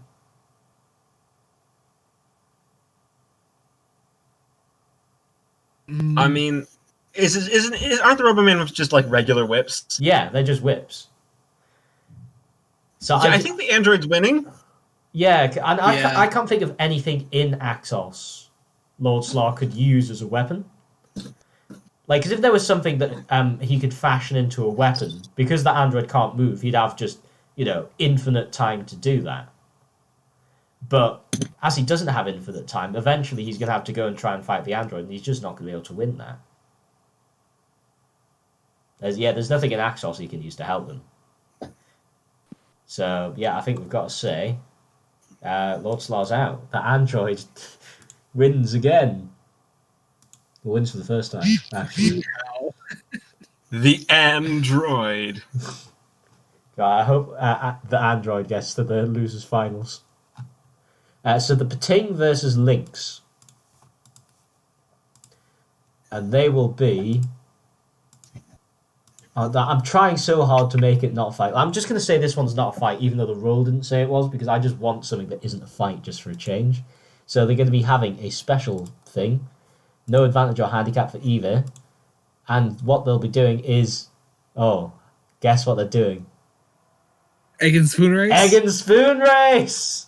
Yes! Yes! And then having the egg and spoon race... I've already had that one. Let's have somewhere else. In the post office tower. I don't know how that works. They're trying to get up the Brian stairs to the Corrigan top is of the the tower. referee. Yeah, Brian Corrigan, the egg and spoon race expert, is the referee. So, the Pating and who is the other character? Lynx. Lynx. So they're egg and spoon race in the post office tower. So let's just say they're kind of, walking round the kind of viewing platform. Like, that's where the egg and spoon race is taking place. It's one lap of In the viewing restaurant platform. that goes all circly. Yeah. I'm saying Lynx wins. I think that Lynx Yeah. has far better The balance. Pating can't I think hold. the- I think The the Pating doesn't have opposable thumbs. It waddles like a toddler as well. Yeah, it wouldn't be very stable to hold the egg up. And it's just stupid, it would rush it. Whereas, combat trained Lynx, he knows how to just efficiently focus on the task and get it done. So He's not a new Who Centaur, and that is comedy. Yeah, this is a proper Sontaran. So yeah, I think right? Lynx He's also, unlike dominates the the egg and spoon Sontaran, he's race. actually tall, so he can run quite fast if he needs to. So Lynx wins. beats This the is Pating. also Right, so now we're going to go back to the winners bracket, round 3 of the winners. So a Rutan versus Dalek Hentai. They will be having a fight. Advantage for the Rutan. Advantage for Dalek Hentai. So they will be in the wheel. That's the wheel in space wheel. The Rutan will have Turlo's rock, the one he tries to kill the Doctor with. And Dalek Hentai will have Eldrad's ring. And they both have an advantage. So the Rutan has a Tetrap eye on the back of its head. And The question is, Dalek Hentai has a Sideman arm. the ring around. Wait, the Rutan has what? Well, I don't remember now because Common was talking over me. Oh yeah, it was a Tetrap eye on the back of its head. And then so let's just say the Rutan is like it's shapeshifted into a Tetrap. And then the Dalek Hentai has a Sideman arm. So fight on the wheel. Eldrad's ring for Dalek Hentai. And okay. So what did the Rutan have again? Here's what's gonna happen. What did the Rutan have? What weapon? A rock. Oh yeah, Turlo's big rock. Yeah. The Rutan's not going to try to use the rock. The Rutan's just going to get close to the Dalek Hentai with and electrocute the Cyberman arm. as jellyfish. Yeah, so well, bear in mind, so Dalek Hentai knows that he's in the battle, so it's not like he's just going to kind of be surprised by the room. What I think, because he has Eldrad's ring, he's going to possess the Staff of the Wheel to kind of help him. I mean, yeah, but here's the thing: the Rutan could probably just, Yeah, because it does go through an entire crew of a lighthouse who are kind of similar. yeah, like. So I think it's a close battle, and Dalek Hentai does actually work out who the Rutan is, but yeah, the Rutan just kind of makes mincemeat of all of them. Yes. Get rid of the Dalek Hentai. You're so desperate to get rid of Dalek Hentai. Yes. It's Dalek Hentai time. Lynx versus Ringway. Wait, how the hell has Ringway got to round 3? He's like the Because weakest Ringway's character. only been in one fucking round, and it Yeah, so Lynx versus was like Ringway. Doc Holliday with fucking testicle balls eyes. So they'll be having a fight. No handicap or advantage for either of them. They will be in the moon base from the Seeds of Death. Lytton will have a Sonic Lance. And Ringway will have the First Doctor's Cane. Oh wait, where are they? So they're in the moon base from the Seeds of Death. Gotcha. I think that Lytton is a far better trained soldier than Ringway. Because he's a mercenary. I also think because really... Ringway has to try to bludgeon Lytton to death. Yeah, he'll Lytton have just to get needs one kind of stab. close. Lytton will take a whack or two, and then just Yeah, I agree. It's like Lytton, better trained, more intelligent, has a better weapon. I mean, there's just no way he loses this one, really. Indeed. Mm-hmm.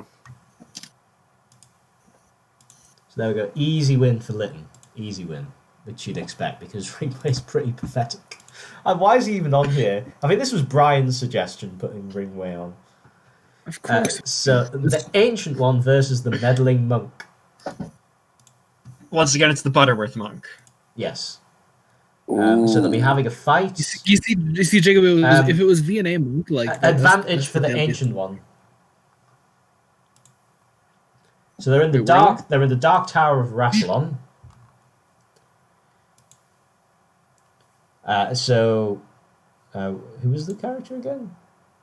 Oh yeah. The Ancient One has an Ood Ball. The Meddling Monk has a Yeti. And then the Meddling Monk has an advantage, which is owns a physical copy of spare parts. So he feels... Oh, I own a physical copy of spare parts. He feels much pride in the fact that he owns a physical copy of a rare CD. So he's feeling good about himself. But if he's feeling good, that might distract him. Like if he's... No, it's an advantage. So it's a good boost in personality. It's confidence. Yeah. He's just gotten off that stupid volcano planet. And so basically, the Ancient One has an Ood Ball, and the Meddling Monk has a Yeti. So obviously the Meddling Monk isn't really going to want to go near the Ancient One. He's going to send the Yeti to go deal with it. Which, actually, given the fact they're in the Dark Tower, actually makes sense that there's a Yeti there. So do we reckon, can the Yeti kill the Ancient One? No, but I think some of the traps in the Dark Tower can. That's a good point. I think the Ancient One wins against the Yeti, but I'm not sure about actually getting... Yeah, Jacob's right, with the traps, getting actually through... The Yeti's going down, because the Yeti's the Yeti. I mean, that chessboard trap, the Ancient One does not understand that chessboard trap. So hear me out. Hear me out. So what happens is... The Ood Ball. So they meet at the kind of the bottom floor of the Dark Tower, and then the Meddling Monk sends the Yeti to go attack the Ancient One. And this just kind of... The Ancient One deals with it easily, but gets pretty angry because of it. And then the Monk manages to delicately skip across the chessboard. The Ancient One follows him, not realising what the chessboard is, and then just gets electrocuted. Yes. That's what happens. That sounds good. Yeah, I think that's what happened. The Monk uses the traps to outsmart him, basically. Yeah, definitely. And given that it's a Gallifreyan thing, and the fact that the Master kind of knew about it, and, I think he has that in the bag. And then after the Ancient One dies, he shows off his spare parts. Yeah, he teabags his spare parts on him. So there we go, Meddling Monk. So the- somebody actually managed to beat the ancient one. It only Jesus took a spare time parts to lord. test the chessboard. Again, Dylan. All it took was getting him away from the water. That's true. This is the first fight he had away from the water. Yeah, that's true. He did get in very favourable locations. Right, so It's like the Rastan warrior robot versus the Great Intelligence. Oh, this is very interesting. Oh, so they're not having What's a that? fight. They're not having a fight. They will be. Who'd make the best curry? And so they'll be in Morpheton. So that's the Velvet Web planet. City. So they're having a cook-off in Morpheton, which, they serve lots of pretty nice food there. So who'd make the best curry out of the Great Intelligence? Well, the Great And the Intelligence Rastan would know warrior the robot. recipe. Yeah, I Yeah. think the Great Intelligence will be able to to learn how to do it pretty quickly. Yeah. And the Rastan Warrior Robot would just be totally useless here. Yeah, because I doubt it's programmed with curry recipes, whereas knowledge of curry. yeah, and bear in mind that the Great Intelligence was in Tibet, which probably Tibet's kind of near Nepal and places like that, which make lots of curry. So kind of probably came across some nice Nepalese curry while he was in Tibet. So yeah, Antonio says the Rastan warrior robot doesn't know what a good curry tastes like, so he might make a bad curry.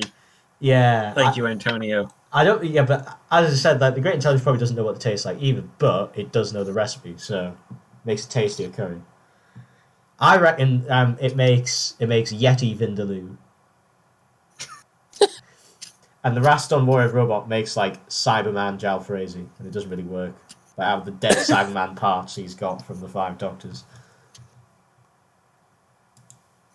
Oh, I could do with a curry right now. I do like curry. Right, so there we go. Great Intelligence wins. The Rastan Warrior robot, one of the most powerful ones, is down at the losers bracket. I suppose because it wasn't a fight. Alright, so we're on losers round 3 now. Ringway versus Shockeye, which I think that's going to be a very brutish fight. Oh boy, it's not actually going to be a fight. It's going to be... I've already had that one. Okay, he really wants to do egg and spoon race again. First to collect all the keys of Marinus. So let's see, do you even have an advantage or a handicap? Advantage for Shockeye. So Wait, so where are they? So they're on Marinus. Shockeye's immune to bullets. On Marinus. So they've got to collect all the keys of Marinus. How good a job do you think they do?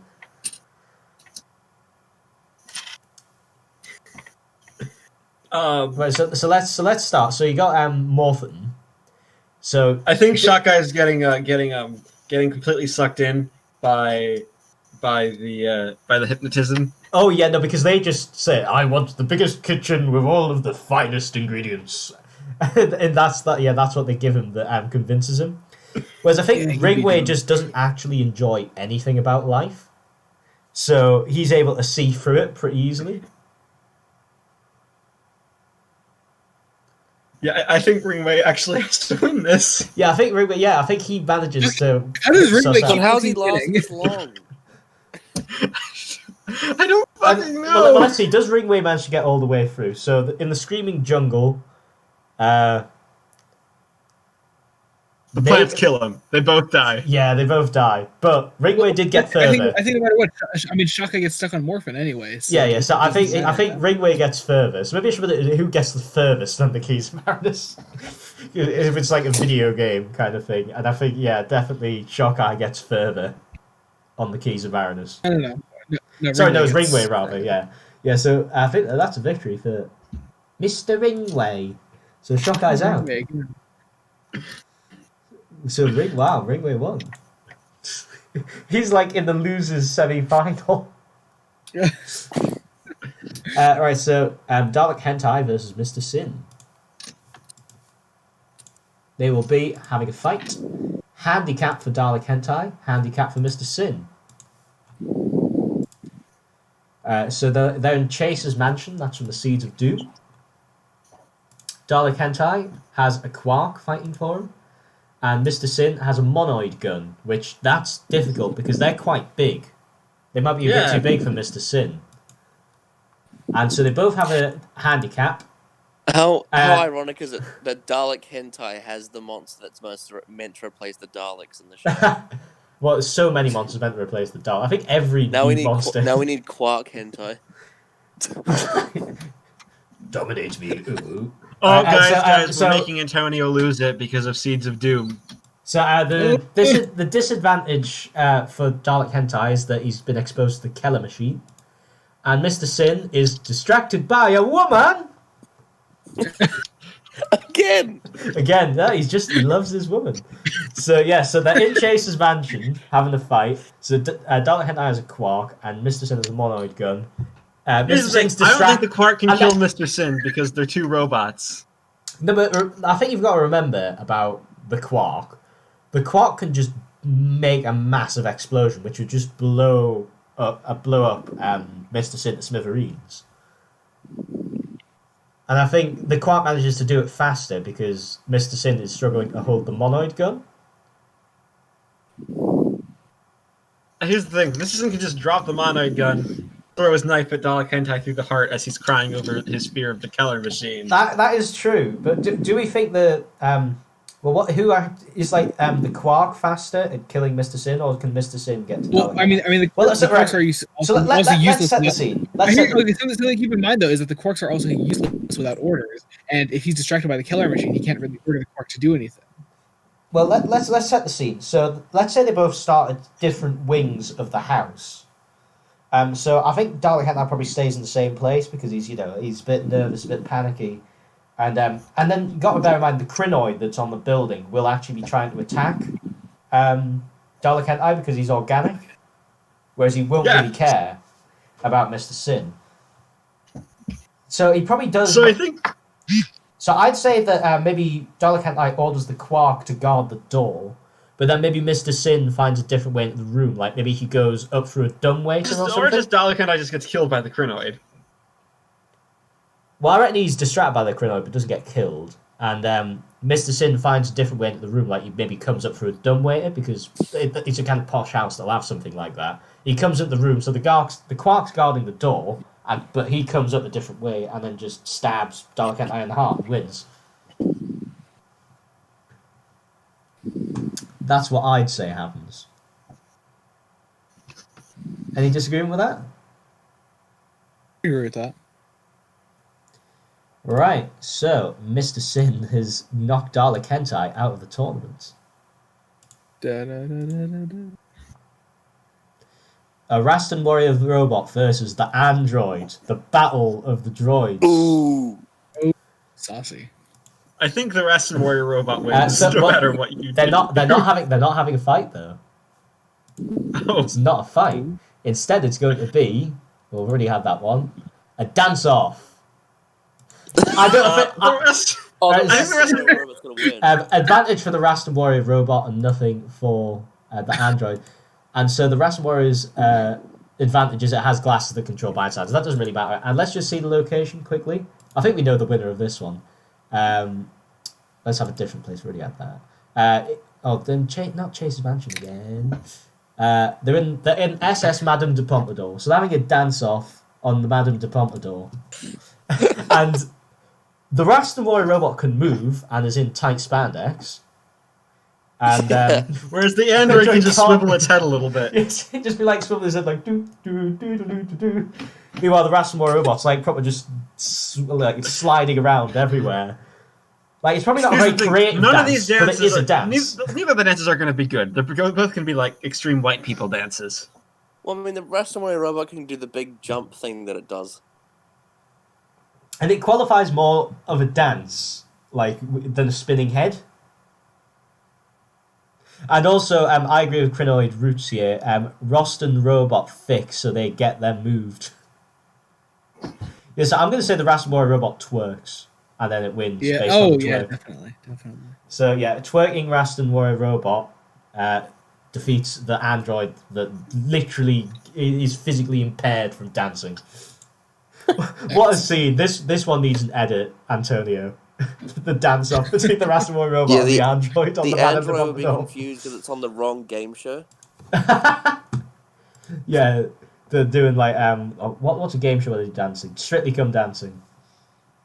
Dancing with the Stars. Oh, and the next round, it's not going to be a fight again, and it's going to be between the Ancient One and Lynx. So this isn't a fight. So this could give Lynx a chance against a very powerful one.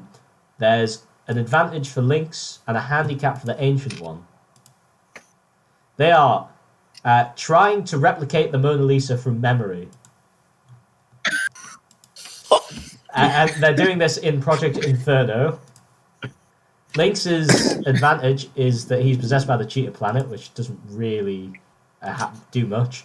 And then the handicap for the Ancient One is he's ate too much pizza. So like he's in a food coma. So okay, I think the Ancient One wins this one. Like first off, they're on a time crunch because they're at the Inferno project. Also like what's his name? Fucking wait, who else is Lynx? Lynx isn't gonna know what he's doing because he's possessed by the Cheetah Planet. So Lynx also doesn't know what the Mona Lisa is. Exactly. Oh yeah, that's true. The Ancient One is probably more likely to know what the Mona Lisa is. That's a good point. Yeah. So just based on that alone, again, neither of them are going to be good, but the Ancient One will get closer. Yeah, I'm going to agree. The Ancient One has the advantage of having been on Earth at a point past the painting of the Mona Lisa, whereas Lynx was on Earth before the painting of the Mona Lisa. Yeah, Lynx just draws like a stick figure of a woman. Whereas He'd draw that thing from the Mr. Bean painting. yeah, yes. Oh, I love that Mr. Bean painting. Yeah, so Ancient One's Mona Lisa is superior. Oh, what a battle! What a battle! Battle for the universe, one might say. All right, so we now have round 4, winners round 4, a Rutan versus Lytton. So this is going to be very role dependent, I think. It's going to be a fight, no handicap or advantage for either. They're going to be in 10 Downing Street. Lytton is going to have an Ood Ball, and the Rutan is going to have a Janus form. So 10 Downing Street, Lytton and the Rutan, Ood Ball for Lytton, Janus form for the Rutan. Damn, the War Machine would have done good here. I think the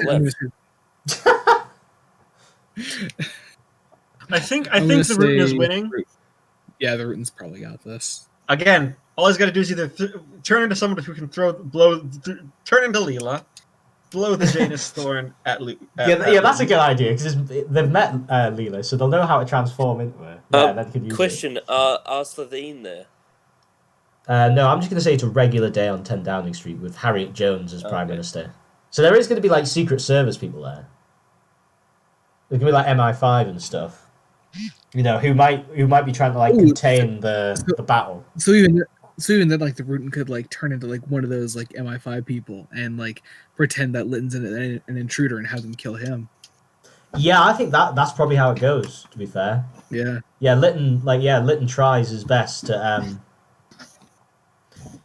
kill the Rutan, but the Rutan is able to convince the people there that Lytton's the problem. So yeah, Rutan. Yes.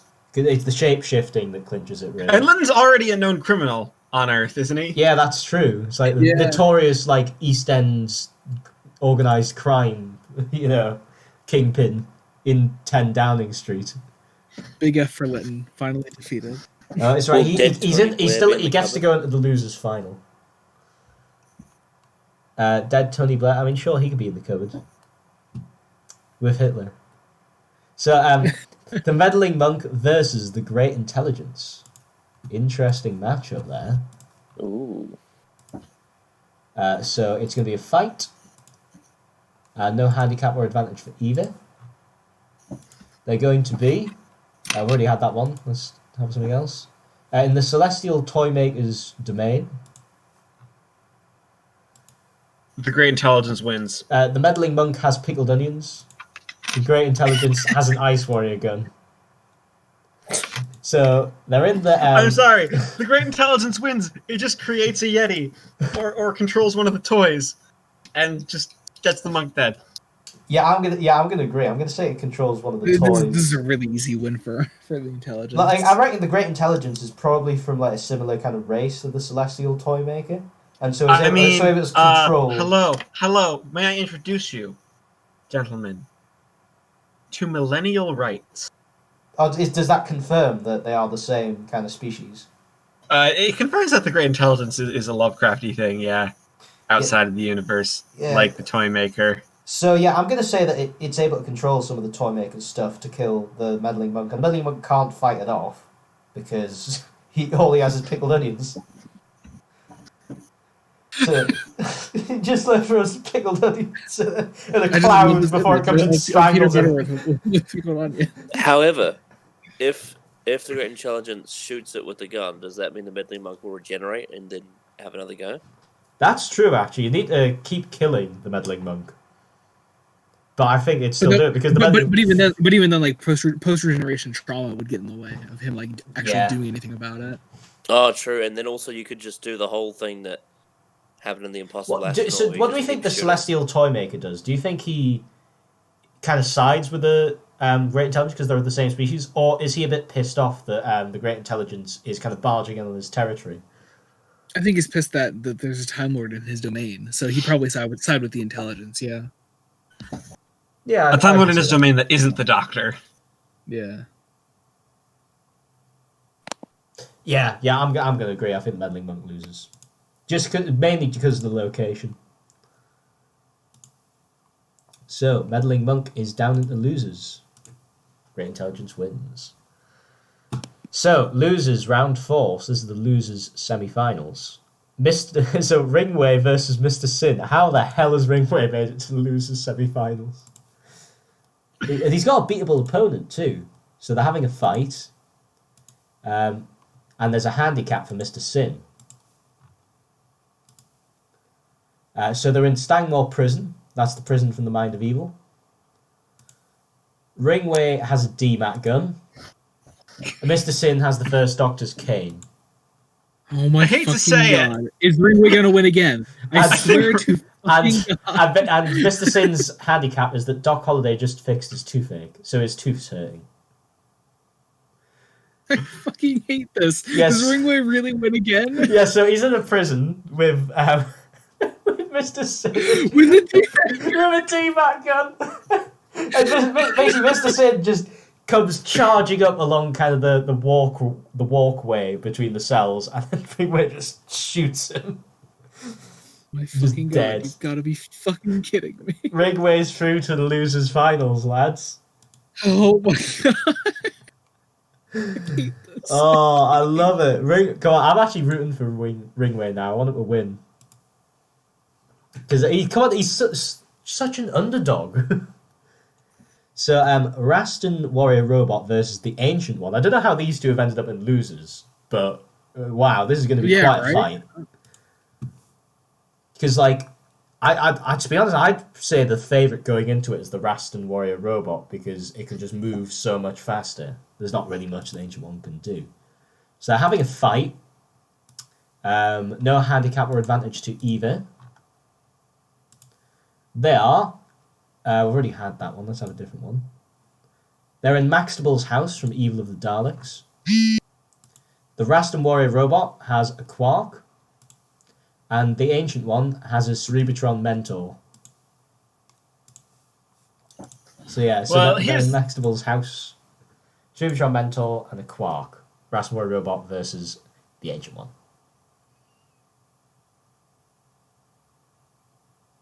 Hello? You still there? Yeah, we're still here. Oh, okay. Anybody got any thoughts on this one? It's just a weird fight. I think that the Rastan Warrior Robot is hurt a little bit by the fact it isn't out in the open. Yeah. But I still think and also that it does have to get close to the Ancient One to do anything, and the Ancient One, like once it gets its hands on the Warrior Robot, like it can actually do something about that. Well, the Rastan Warrior Robot has a Quark. Yeah, I was gonna say the Quark might get in the way though.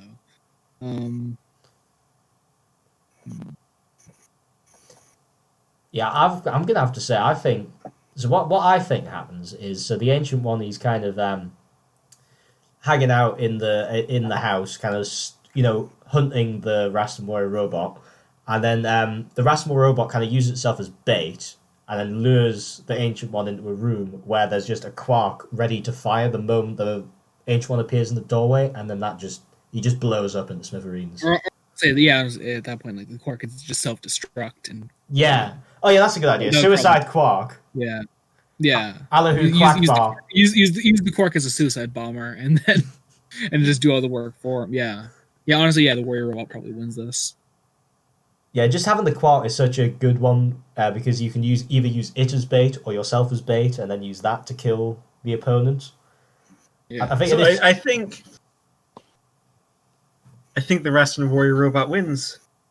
Yeah, pretty handily in the end. I think it's just the speed difference is what makes it, because the Rastan warrior robot can, lead the Ancient One of the Merry Chaser as long as it likes it. And if the quark blows up the entire house, the Rastan warrior robot can still run faster than a speeding bullet outside of the blowing up house. Yeah, that's true. Yeah, actually, that's a good point. Yeah, the quark could just self-destruct the entire house. The Rastan warrior robot could just escape. So yeah, I think just pretty much any way you spin it, the Ancient One's not winning.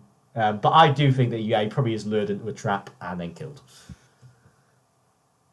So, bye-bye Ancient One. Despite my prediction of him just storming the whole thing. See, Dylan, there are ways that he could be defeated. She could be defeated. like remember, it was a matter of you kept putting her in water.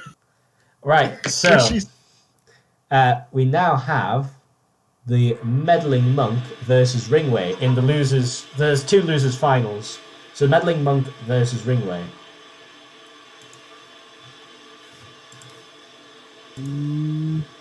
So it's going to be a fight. No handicap or advantage to either. They will. What is that noise? Oh yeah, that's just the pipes. The pipes sometimes do this. So they're in the. Gotcha. So they're in the pirate captain's lair. The Meddling Monk has the First Doctor's cane. And who was the other character again? Ringway. Ringway again. And Ringway has an ice pen. That's the ones, the faceless ones. Yeah, so ice pen for Ringway, cane for the Meddling Monk in the pirate captain's lair. Who do you think wins? Okay, I think the monk wins this. How does he win? I think he understands the technology of the pirate captain's place, whereas Ringway doesn't. So how does he use the technology to kill he finds a weapon and shoots him. There's not really many weapons just lying around. So I think you'd use it a bit more cleverly than that. So maybe listen, I don't want Ringway to win, okay? I mean, if you talk about the technology, maybe he could use that kind of, the how they have the projectors to make it look like there's people there, and how the doctor falls off. Ringway having the pen from the faceless ones doesn't really help him much either, because I mean, even if he does freeze the monk, and actually first, okay, it's close enough to the monk to actually freeze him, and kill him at that point. The monk, as we said earlier, will just keep regenerating, so that plan won't work all the time. So what I reckon, well, I mean, you can be too injured to regenerate. So, like, say if he uses the ice pen on him, then just like starts mutilating him. Yeah, but does Ringway know how to kill a Time Lord? I mean, you've just got to just do enough damage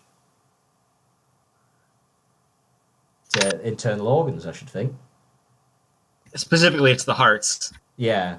But I still think at the end of the day, the Meddling... So here's how I imagine the Meddling Monk winning. So he is the kind of mouse in the whole cat and mouse game, because Ringway's the one with the better weapon, so he's kind of stalking him around. But what the Meddling Monk does is he uses the projection technology to project a version of himself kind of running away by Ringway. So Ringway follows it, and then out of the and when Ringway walks past the real Meddling Monk who's controlling the illusion, he then just garrots him from behind. Yes. So Ringway's dead. Ringway's dead, yes. Finally. Finally. He lasted so long. So Ringway, you were a trooper. For some reason, it isn't letting me do the fight. I don't know why. Why is this not working? Well, we know who won. Yeah, but it isn't letting me move it on. Oh, well, I know how it works anyway. So basically, Yeah, so for these losers finals, well, sorry, actually, this is the losers semi-final. Thinking about it, so because then whoever wins out of these two go against each other, then they have the right to go in the winners final. So the second loser semi-final is Lytton versus a Rastan warrior robot, which Lytton's got some rotten luck there. That's a difficult one. So, but they're not having a fight, and no advantage or handicap for either, and they will be having a hot dog eating contest. I think Lytton wins. In Count Grendel's castle from the Android of Tara. The Rastan warrior robot doesn't have a mouth or a stomach, so it can't eat hot dogs. Yeah, so Lytton just basically just takes one bite out of a hot dog and says, "I win." Yeah. I hate that the Rastan warrior robot just lost. Fuck. I know, Joey. Lost It's horrible, but it's hilarious. It lost a hot dog eating contest. All right, so now we have the winners semi-final. So this will be whoever decide who goes to the final. So the Rutan or the Great Intelligence. Definitely two worthy winners. I think the intelligence wins. So there's no advantage or handicap, and it's a fight. They're in Shangri-La from Delta and the Bannerman. The Rutan has a Staser. Then the Great Intelligence has an Axon Tentacle. Yeah, I think the intelligence wins. So what kind of form is the Intelligence taking in this battle? Well, I think it would take an axon. It would take an axon at that point. Oh yeah, that makes sense. It would create a bunch of accents and just I think it would just kill. Well, let's be fair. Let's not make it too overpowered. Let's just say he gets to control one Axon.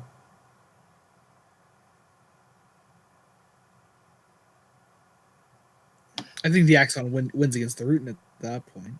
Yeah. Yeah. So what weapon did the Rutan have again?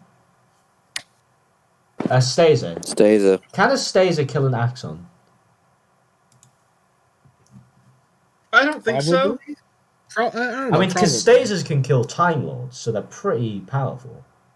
Yeah, but here's the thing. I think the Axon can probably sneak up behind the Rutan.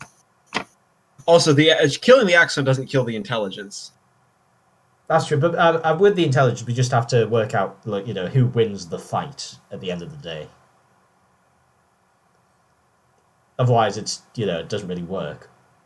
I think the intelligence wins.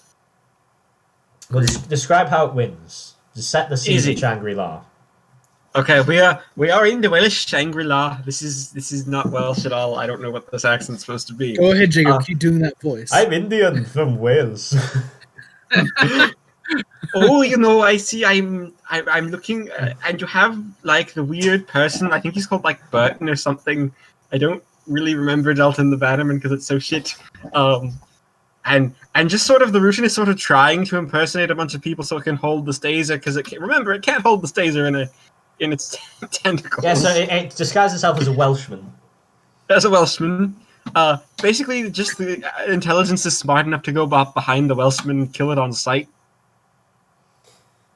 Yeah, and I don't think there's anybody really helping the Rutan here. Because remember the Lytton one, the Rutan was able to get people helping them because there was fighting men it could disguise itself with. But the people in Shangri-La aren't really going to do anything. Yeah, they would just be running away. There's no armed security there. The police will be too late. Oh, we've pissed off the Dr. Gamer. I like Delta and the Bannerman.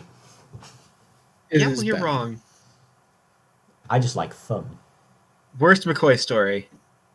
At least on TV. Time of Ron doesn't make any sense. Right, so but yeah, I think I only just agree with the Great Intelligence though. But I think it's going to be a very close fight. But I don't know if the Staser's really going to be able to kill an Axon because I think the Stasers are primarily designed to kill Time Lords because that's their only function is to work as a gun that actually feels threatening to a Time Lord. So maybe we might not have much success against an Axon. Indeed. So yeah, I say Great Intelligence wins. So that means we've got the losers final to see who gets to go to the actual final. And so we have Lytton versus the Meddling Monk. Wait, wouldn't the Rootin now be included in that? Oh yeah, that's a good point. Oh yeah, so actually, yeah, the Rootin will get to go against the winner of the Actually, Meddling. can Yes. we make it? Actually, just to make this the final of it, like, can we make it a 3-way fight? Nah. I'm just gonna keep it simple. All right, so yeah, so it's Lytton and the Meddling Monk. So this will be So I suppose this is like the third losers semi-final that I've called a semi-final because I don't think Dylan understands how semifinals Well, no, work. it's not. No, it's not my fault. It's because this thing has stopped working, and I'm just having to do it myself. So Meddling Monk versus Lytton. So this is the third last fight to see who gets to go in the losers final against the Rootin.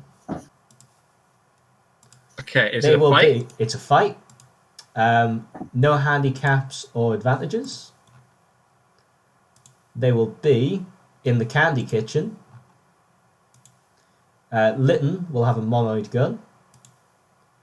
And who was the other character?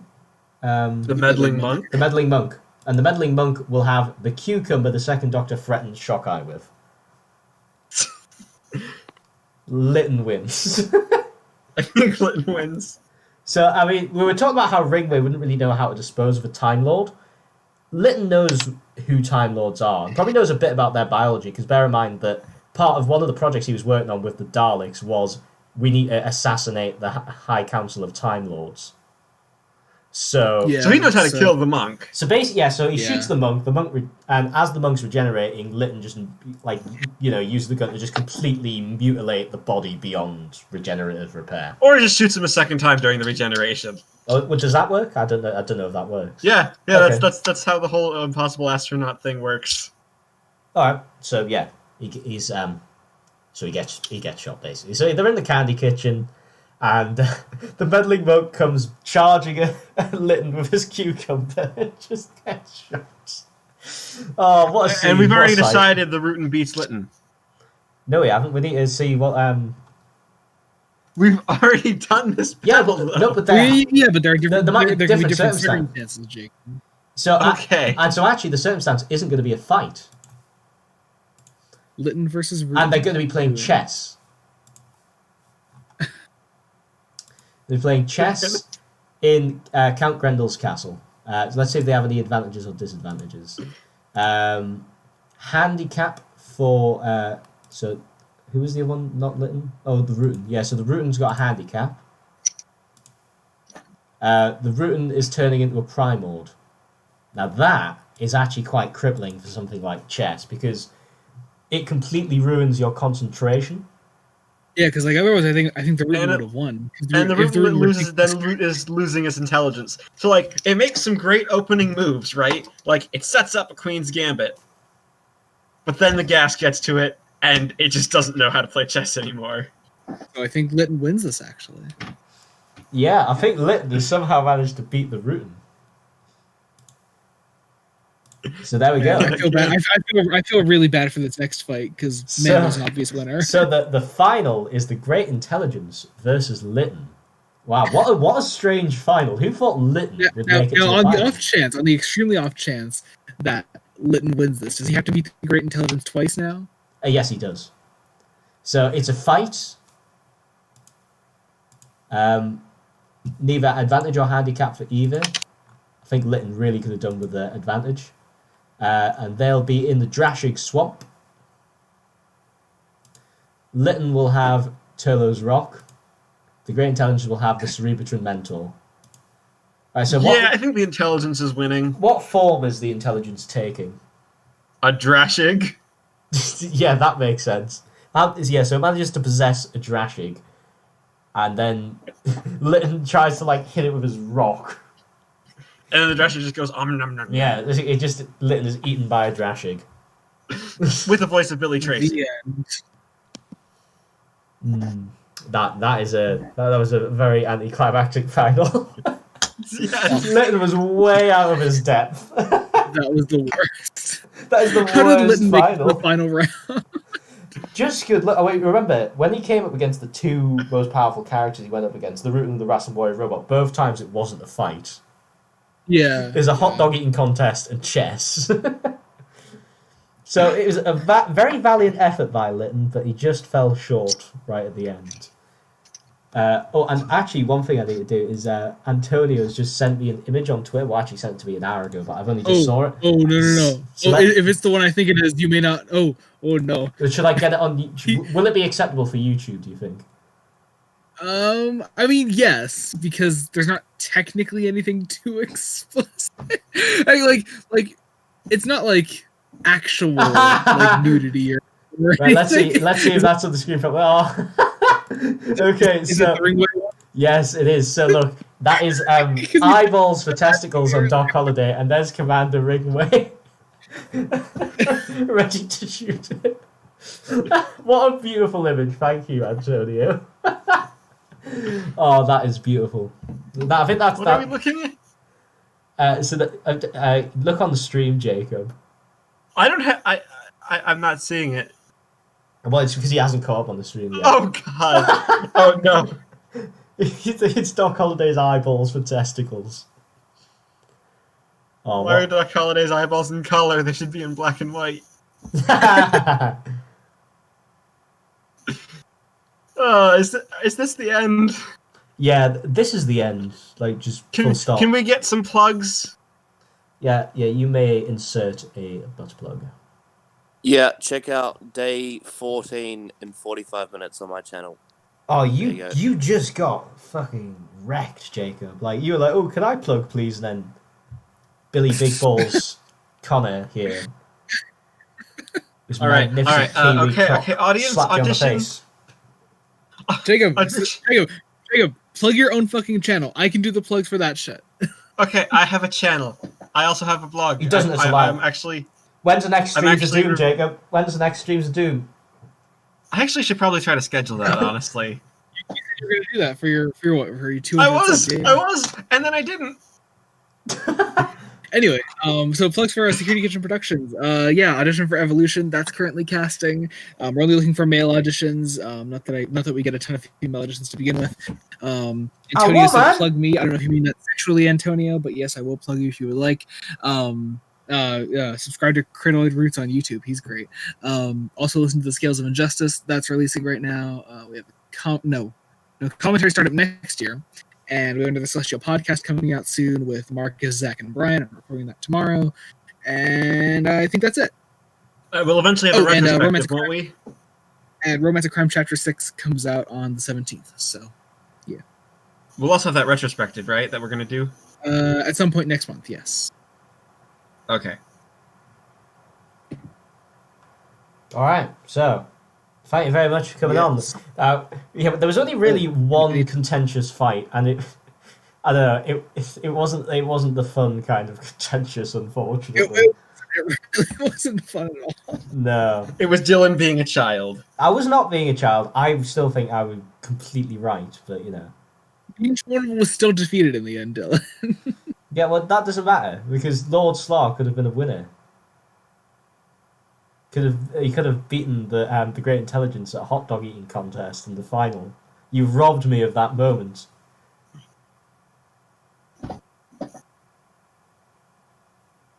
Apologies, Lord Slugs. No. Have we ended the stream? No, we haven't ended the stream. Oh, you know what, Jacob? We're gonna do a whole other tournament now, just because you said that. I know last time we finished way early and we did 2 tournaments. Yeah, I included a lot more characters this time, as I actually had a better idea of how long it would take. Yeah. All right. Well, thanks very much, everybody, for joining. Yes, cheers for coming on. Cheers for being here in the chat. And Callum and Kyan says that Scottish guy annoys me. I mean, he's annoying me because he's barely talked this entire live stream. But you know, that's how it goes with Jerry. Sometimes you never know what kind of Jerry you're going to get, do you? That's true. Right. So, have a good one, lads. Quite.